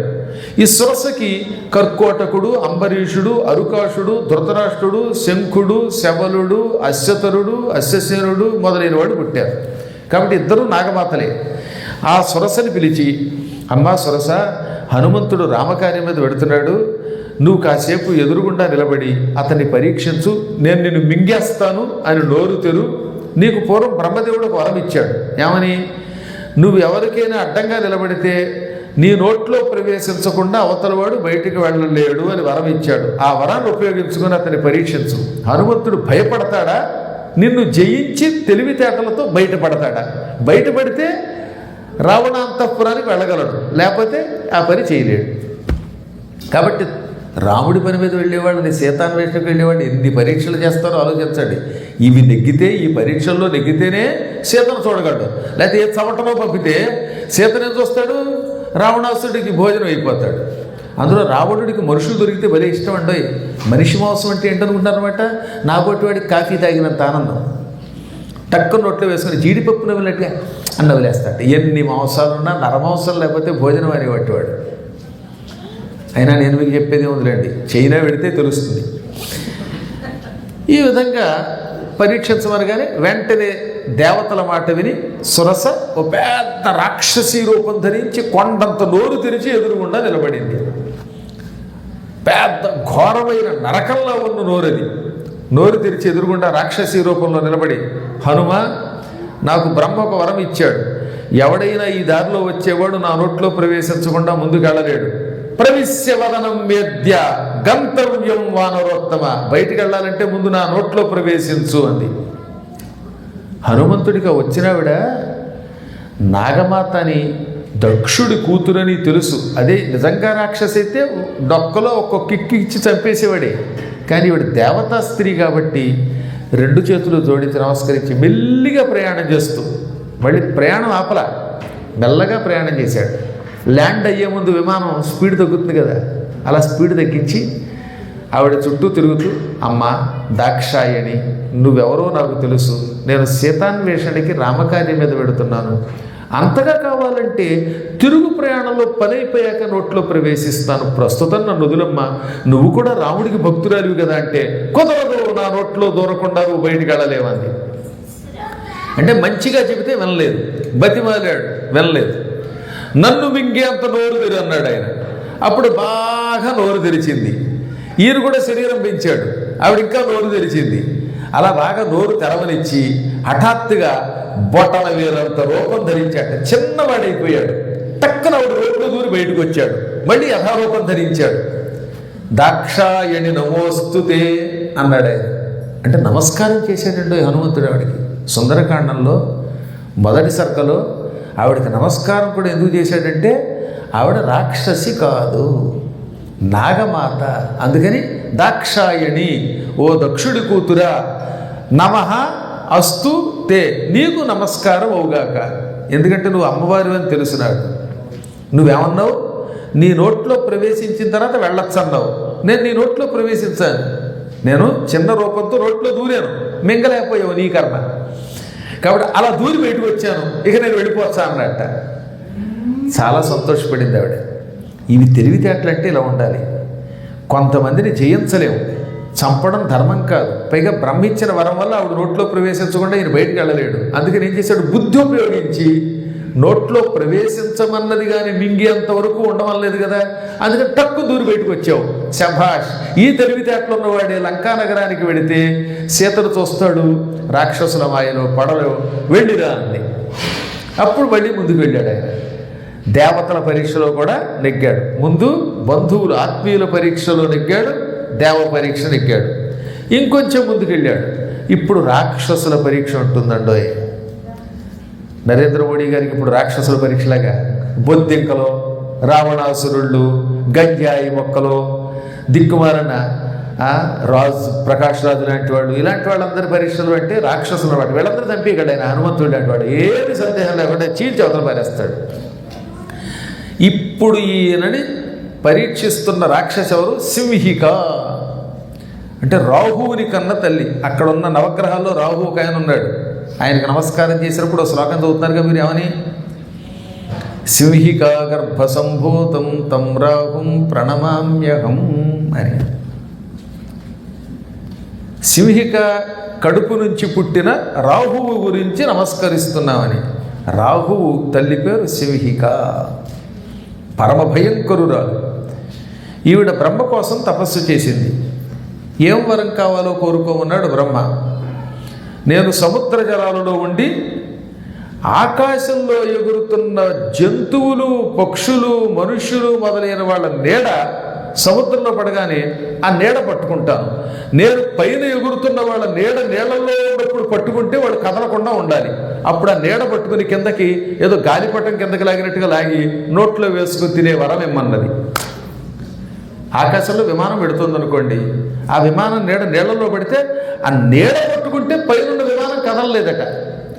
జంతువులైనా పక్షులైనా వాటి ఛాయ పట్టుకుంటే అవి కదలకుండా ఉండే వరం ఇమ్మన్నది. బ్రహ్మ వరం ఇచ్చాడు. ఈ వరం కొంతకాలమే పనిచేస్తుంది. ఒకప్పుడు ఒక వానరుడి యొక్క నీడ పట్టుకుంటావు, దాంతో నీ పీడ ఆ నీడతోటే పోతుంది అన్నాడు ఆయన. పాపం ఇంకా దానికి తెలియదు ఈ వానరుడి నేనని. హనుమంతుడు ఎగురుతూ ఉంటే ఆయన నీళ్లలో పడింది దక్షిణ సముద్రంలో. ఇది టక్కన నీడ పట్టుకుంది. పట్టుకోగానే హనుమంతుడు ఎంత గెంచుకున్నా కదలలేకపోతున్నట్ట. ఇదేంటారా బ్రేకులు పడిన విమానంలాగా కదలటం లేదని చూశాడు. చూస్తే నీళ్లలో అట్టడుగున సింహిక పడింది. అప్పుడు గుర్తుకొచ్చింది ఆయనకి, మా రాజు సుగ్రీవుడు నేను లంకానగరానికి బయలుదేరతానని గ్రహించి ఏమన్నాడు, నాయన దక్షిణ సముద్రంలో ఛాయాగ్రాహిణి సింహిక అని ఒక రాక్షసు ఉన్నది. ఆకాశంలో ఎగిరేటటువంటి పక్షుల నీడ పట్టుకుంటుంది. అది పట్టుకుంటే అవి కదలలేవు, దాని దగ్గర జాగ్రత్తగా ఉండమన్నాడు. ఇదే ఆ నీడ పట్టుకునేటటువంటి రాక్షసి, దీని పీడ విరగడ చేయాలనుకున్నట్ట. అనుకుని పెద్ద శరీరం పెంచాడు. వెంటనే అది నీళ్లలోంచి బయటకు వచ్చి బాగా నోరు తెరిచింది. సుఘోరం నరకోపమం, నరకంలో ఉందట దాని నోరు. అలా బాగా నోరు తెరవనిచ్చాడు దాన్ని. ఎందుకు నోరు తెరవనిచ్చాడు అనుకుంటారు? అది మామూలుగా చావదు, ఆయుధాలతో చావదు. దాని కడుపులో మధ్యలో పేగులు, ఆంత్రములు, యకృత్తు, ప్లేహం అని ఉంటాయి కడుపులో. వీటిని గోళ్లతో చీలిస్తేనే చస్తుందిట, ఆయుధాల వల్ల చావదు. అందుకని అవి ఎక్కడున్నాయో చూడాలంటే కడుపులోకి వెళ్ళాక కనపడదు, కడుపు అంతా కటిక చీకటి, లైట్ లేని గది. అందుకని మామూలు దిక్కువల్ల అమెరికా లైట్లు కనపడవు. అందులో ఫ్యాన్కి దీనికి ఒకటి లైటు. లైట్ ఆపుదామంటే ఫ్యాన్ ఆగిపోతుంది, ఫ్యాన్ ఆపుదామంటే లైట్ ఆగిపోతుంది, మళ్ళీ రెండింటికి రిమోట్ ఒకటి వాయిదారు. అలాగా ఈ కడుపులో అంతా కటిక చీకటాయి. అందుకని బాగా నోరు తెరవనిచ్చి ఎక్కడ పేగులు ఉన్నాయో చూసుకున్నాడు. ఆ తర్వాత ఏం చేశాడు, బొట్టన వేలంత రూపం ధరించాడు, టక్కన కడుపులో దూరాడు. దూరిపోయి గోళ్లతో, మంచి కత్తుల్లాగా రంపాల్లో ఉన్న గోళ్లతో పట్టమన మొత్తం పేగులు, యకృత్తు చీల్చి ఆ తర్వాత పొట్ట చీల్చుకుని బయటకు వచ్చాడు. దెబ్బకి చచ్చిపడింది అది. దాని కడుపులో నుంచి రక్తం బయటకు వచ్చి సముద్రం అంతా రక్తం ఏమైపోయిందిట. ఉప్పు సముద్రం కాస్త ఏది ఒక రకమైన ఆకుపచ్చ రంగుతో ఉన్న నీళ్లతో ఉన్న సముద్రం ఎర్రగా రక్త సముద్రం అయిపోయింది, రెడ్ సీ అయిపోయింది. ఆ రక్తం ఏ గ్రూపు కానీ దరిద్ర గ్రూపు. ఆ రక్తం కనుక ఉంటే మొత్తం అమెరికా వాళ్ళతో పాటుగా కెనడా వాళ్ళకు కూడా రక్తం బ్లడ్ డొనేట్ చేయొచ్చు. కానీ మంచిది కాదనుకోండి, సింహిక యొక్క రక్తం శరీరంలోకి వెళ్ళిందా కొంపలు మునిగిపోతాయి. పాపాత్ముల రక్తం మంచిది కాదు. అందువల్ల ఆ రక్తంతో కొంతకాలం పాటు సముద్రంతో ఎర్రగా అయిపోయిందంటే అంత రక్తం ఉందన్నమాట. దాన్ని చంపాడు. ఈ విధంగా హనుమంతుడు సీతాన్వేషణ పెడుతూ ఆత్మీయ పరీక్షలో విజయం పొందాడు, దేవతల పరీక్షలో విజయం పొందాడు, రాక్షసులు పెట్టే పరీక్షలో విజయం పొంది దాన్ని చంపి వదలు పారేశాడు. అప్పటి నుంచి పాపం రాహుకి వాళ్ళ అమ్మ లేకుండా పోయింది. అనంతరం అప్పుడు లంకా నగరానికి చేరాడు. సాధకుల యొక్క గొప్పతనం ఆగకుండా ఇచ్చిన మాట ప్రకారంగా సూర్యుడు అస్తమించడానికి ఇంకా కొంత సమయం ఉండగా త్రికూట పర్వతం మీద ఢామ్ అనే శబ్దంతో దిగాడు. ఆయన దిగడంతో కొండబండి గదగదలు అడిపోయిందండి. ఇప్పుడు ఆ త్రికూట పర్వతం మీద చిన్మయ మిషన్ వాళ్ళు మనకు హనుమంతుడు అక్కడ ఉన్నాడని దిగాడని తెలియజేయడానికి ఒక గుడి కట్టారు. హనుమంతుడు పెద్ద రూపంతో దిగి మళ్ళీ చిన్న రూపం ధరిస్తాడు కదా అక్కడ. అందుకని పెద్ద ఆంజనేయుడు, చిన్న ఆంజనేయుడు ఉంటాడు. కాబట్టి ఈసారి అక్కడికి వెళ్ళినప్పుడు, శ్రీలంక వెళ్ళినప్పుడు ఆ చిన్మయ మిషన్ వాడు నిర్వహిస్తున్నటువంటి ఆ ఆలయం చూడండి, చాలా అద్భుతమైన స్థలం. లేదా ఇంతమంది ఉన్నారుగా, మనం బ్యాచ్ అంతా కలిసి వెళ్ళిపోదాం. జెండాపై కపిరాజును పుచ్చుకుని పాస్పోర్ట్లు ఉన్నాయి, మీ దగ్గర పాస్ అవ్వడానికి కావాల్సిన డాలర్స్ ఉన్నాయి, స్కాలర్ నేనున్నాను, అందరం కలిసి శుభ్రంగా రోలర్లో అక్కడికి పోదాం, చూసి వచ్చేద్దాం. ఏమంత పెద్ద మాత్రం చూడలేరు ఏమిటి. ఎప్పుడో ఒక శనివారం నాడు తందానా పార్టీలు ఇస్తున్నారు కదా ఇలాగ అప్పుడప్పుడు. ఎన్నెన్నో రకరకాలైన సంఘాలకి డబ్బులు తగలేసి అప్పుడప్పుడు పుచ్చుకునే పార్టీలోకి వెళ్ళడం మానేస్తే వెళ్ళొచ్చే యాత్రకి. ఆయన పొరపాట్లేండి, నేను ఆ మాట అనకూడదు. ఎందుకంటే ఆ పార్టీలకు వెళ్ళేవాళ్ళు నా ఓపెన్ చేసరికి ఎందుకు వస్తారు, ఆ బ్యాచ్ వేరుగా ఉంటుంది. అందువల్ల వీళ్ళంతా మహానుభావులు, మంచి బ్యాచ్ వాళ్ళు. అందువల్లే హనుమంతుని యొక్క సుందరకాండ పారాయణలో పాల్గొని వినడానికి వచ్చారంటే సందేహం లేకుండా మీరు ఉత్తమోత్తములు. మీరు బలిచక్రవర్తి కంటే, శిబి చక్రవర్తి కంటే గొప్పవాళ్ళు. బలిచక్రవర్తి 3 అడుగులు దానం ఇచ్చాడు, శిబి చక్రవర్తి శరీరం దానం ఇచ్చాడు. మీరు 2 గంటల ఉపన్యాసానికి దానం ఇచ్చారు, సమయం దానం చేశారు. కనుక మీరు చాలా గొప్పవాళ్ళు అని పొగడపోతే మళ్ళీ రేపు రారు. నమ పార్వతీపతే హర హర మహాదేవ్. హనుమంతుడు సీతాన్వేషణ చేసిన ఘట్టాలు అవన్నీ అద్భుతంగా ఉంటాయి. సుందరకాండం చెప్పడానికి 1 రోజు 2 రోజులు సరిపోదు. కానీ హనుమంతుడి కొన్ని లీలలు మీకు ప్రస్తుతం ఇవాళ వినిపించాను. రేపు కూడా మళ్ళీ యథాప్రకారంగా 6:30 కార్యక్రమం ఉంటుంది, 8 గంటల దాకా. సుందరకాండం మహాభయంకరమైన దారిద్ర్యం తొలగిస్తుంది. ఇందాక చెప్పినట్టుగా ఉద్యోగాన్ని ఇస్తుంది, భార్యాభర్తల మధ్యలో ఐకమత్యం ఇస్తుంది, అనారోగ్యాలు తొలగిస్తుంది. ఎన్ని ఫలితాలు ఇస్తుందో ప్రారంభంలోనే చెప్పారు. సుందరకాండం ఒక కల్పవృక్షం లాంటిది. కల్పవృక్షం దగ్గరికి వెళ్ళి మీరు ఏదంటే అది అవుతుందా లేదా? అవుతుంది. పూర్వం ఒక ఆయన కాలినడకన తీర్థయాత్రకు వెళ్ళాడు. పూర్వం అంతా కాలినడకే కదా, ఈ కారులు లేని రోజుల్లో. సరే ఇంట్లోంచి బయలుదేరాడు. ప్రయాణం చేసి చేసి చేసి అలసిపోయాడు. అడవిలో ఓ చెట్టు కింద కూర్చున్నాడు. ఇవాళ అన్నం తెచ్చుకోలేదు, మంచినీళ్ళు తెచ్చుకోలేదు, కాలినడకన తీర్థయాత్రకు బయలుదేరాను, అలసిపోయాను, ఆకలి బాగా వేస్తోంది, దాహం ఎక్కువగా ఉంది, ఇన్ని మంచినీళ్ళు దొరికితే బాగుండు అనుకున్నట్ట. టక్కున అనుకోగానే బంగారపు గ్లాసుతో మంచినీళ్ళు వచ్చాయి. వెంటనే ఆ మంచినీళ్ళు గడగడ తాగాడు. ఎంత అదృష్టం, అడవిలో చెట్టు కింద కూర్చొని మంచినీళ్ళు అంటే మంచినీళ్ళు వచ్చాయి. ఇప్పుడు బాగా ఆకలిస్తుంది. పళ్ళు, పలహారాలు మంచి భోజనం దొరికితే బాగుండు అనుకున్నాడు. అనుకోవడం ఏమిటి, మాయాబజార్లో టిక్ టిక్ టిక్ అని గిన్నెలు వచ్చాయి. బూరెలు, గారెలు, పాయసం, చక్కెర పొంగలి, దధ్యోదనం, మంచి పులిహార, టాపు లేచిపోయే పోపు పెట్టిన పులిహార, మైసూరుపాకం, జంతికలు గొంతుకి దాకా తినడానికి వీలుగా, పెరుగు, ఇలా రకరకాల పదార్థాలు వచ్చి పడ్డాయి. కొంతమంది వంట చేస్తారు, వారు గొప్పదిగా తినాలనిపిస్తున్నారు వంట. అలాంటి వంట వచ్చింది. వెంటనే వీడు వెనక ముందు చూడకుండా శుభ్రంగా బంగారు గిన్నెలతో పాటు వచ్చినటువంటి ఆహారం అంతా కడుపు నిండా తిన్నాడు. అబ్బా ఎంత బాగుంది భోజనం, ఇప్పుడు కిళ్ళి వస్తే బాగుండు అనుకున్నాడు. తాంబూలం కూడా వచ్చింది. తాంబూలం వేసుకోగానే ఏమనుకున్నాడు, పరుపు వస్తే బాగుండు పడుకోవడానికి అనుకున్నాడు. టక్కన పరుపు కూడా వచ్చింది. ఇప్పుడు ఆ పరుపు మీద పడుకుని కాలు మీద కాలు వేసుకుని ఊపుకున్నాడు. వీడికి అనుమానం వచ్చింది, ఇందాక నుంచి చూస్తున్నాను ఈ చెట్టు కిందకు వచ్చి మంచినీళ్ళు అంటే మంచినీళ్ళు వచ్చాయి, భోజనం అంటే భోజనం వచ్చింది, తాంబూలం అంటే తాంబూలం వచ్చింది, పరుపు అంటే పరుపు వచ్చింది. కొంప తీసి చెట్టు మీద బ్రహ్మరాక్షసుడు ఉన్నాడా లేక దెయ్యం ఉందా అనుకోగానే టక్కన బ్రహ్మరాక్షసుడు దూకాడు. నేను అనుకున్నంత అయింది నాయనో, ఈ చెట్టు మీద ఉన్న బ్రహ్మరాక్షసుడి మాయ ఇది, వీడిని మింగేస్తాడేమో అనుకోగానే ఆ బ్రహ్మరాక్షసుడు వీడిని మింగి మాయమైపోయాడు. నిజానికి అక్కడ ఎవడూ లేడు. ఆ చెట్టు కల్పవృక్షం. స్వర్గలోకం నుంచి అప్పుడప్పుడు భూలోకంలో వచ్చి కొద్ది రోజులు అక్కడ నుండి వెళ్ళిపోతుంది పాపం. కల్పవృక్షం దగ్గర కూర్చుని మనం ఏమనుకుంటే అది అవుతుంది. వీడు మంచి అనుకున్నాడు, అయ్యింది. అనుమానించాడు రాక్షసుడని, రాక్షసుడు వచ్చాడు. మింగుతాడంటే మింగాడు. సుందరకాండం అటువంటి కల్పవృక్షం వంటిది. ఈ కల్పవృక్షాన్ని మనం మంచి అనుకుంటే మంచిగా ఉపయోగించవచ్చు, చెడ్డ అనుకుంటే చెడ్డకు ఉపయోగించవచ్చు. మీరంతా నమ్మకంతో సుందరకాండ పారాయణ జరుగుతోంది, మాకు ఉద్యోగాలు ఉంటాయి, సంపదలు వస్తాయి, ఆరోగ్యం బాగుంటుంది, కోరిన కోరికలు తీరుతాయి, జీవితంలో ఒకసారైనా పెళ్ళవుతుంది, సత్సంతానం కలుగుతుంది, ఇలా మంచి కోరికలు కోరుకోండి తీరతాయి. అలా కాకుండా నిజంగా సుందరకాండ వల్ల పనులు అవుతాయా అని అనుమానిస్తే అవ్వు. అందుకని సుందరకాండము కల్పవృక్షముగా భావించి ఎలా కావాలంటే అలా ఉపయోగించుకునే అధికారం భగవంతుడు మీకు ఇచ్చాడు.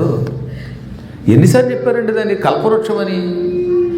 రామాయణం అనేది ఒక కల్పవృక్షం ఉన్నారు. రామాయణ మహామాలారత్నం అని హనుమంతుడిని పొగిడారు, రామాయణాన్ని కల్పవృక్షంతో పోల్చారు.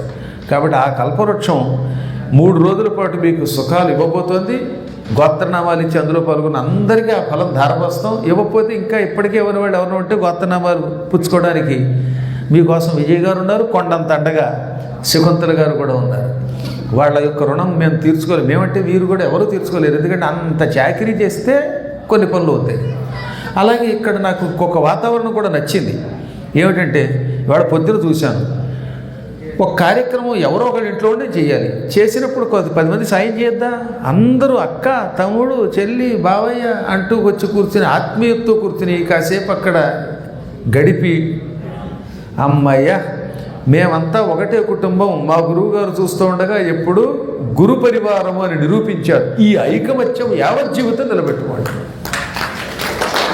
ఒక మనిషి ఒక పని చేయాలంటే ఐకమత్యంతో 10 మంది కలిసి పని చేయాలి. అంతేగాని ఆవిడ చేశారు కదా అని ఈయనకి కోపం వచ్చి ఈయన చేశారు కదా అని ఇంకోటి కోపం వస్తేలాగా అలా రాకుండా యావత్ జీవితం మళ్ళీ నేను వచ్చినప్పుడల్లా మీరు ఇదే ఐకమత్యంతో కలిసి ఉంటామని శపథం చేస్తే గనక మీకు ఐకమత్యంతో కోరిన కోరికలు తీర్చుకుంటూ ఇహం పరం పొందాలని కోరిక ఉంటే జై శ్రీరామ్ అని అడిగాడు. సరిపోదు, రామ్ అవునే అదన్నమాట. ఎప్పుడు అలాగే ఉండాలి. మళ్ళీ వస్తాను నెక్స్ట్ టైం కూడా. మీ అందరి ముఖాలు కనపడాలి. కనపడతాయిగా.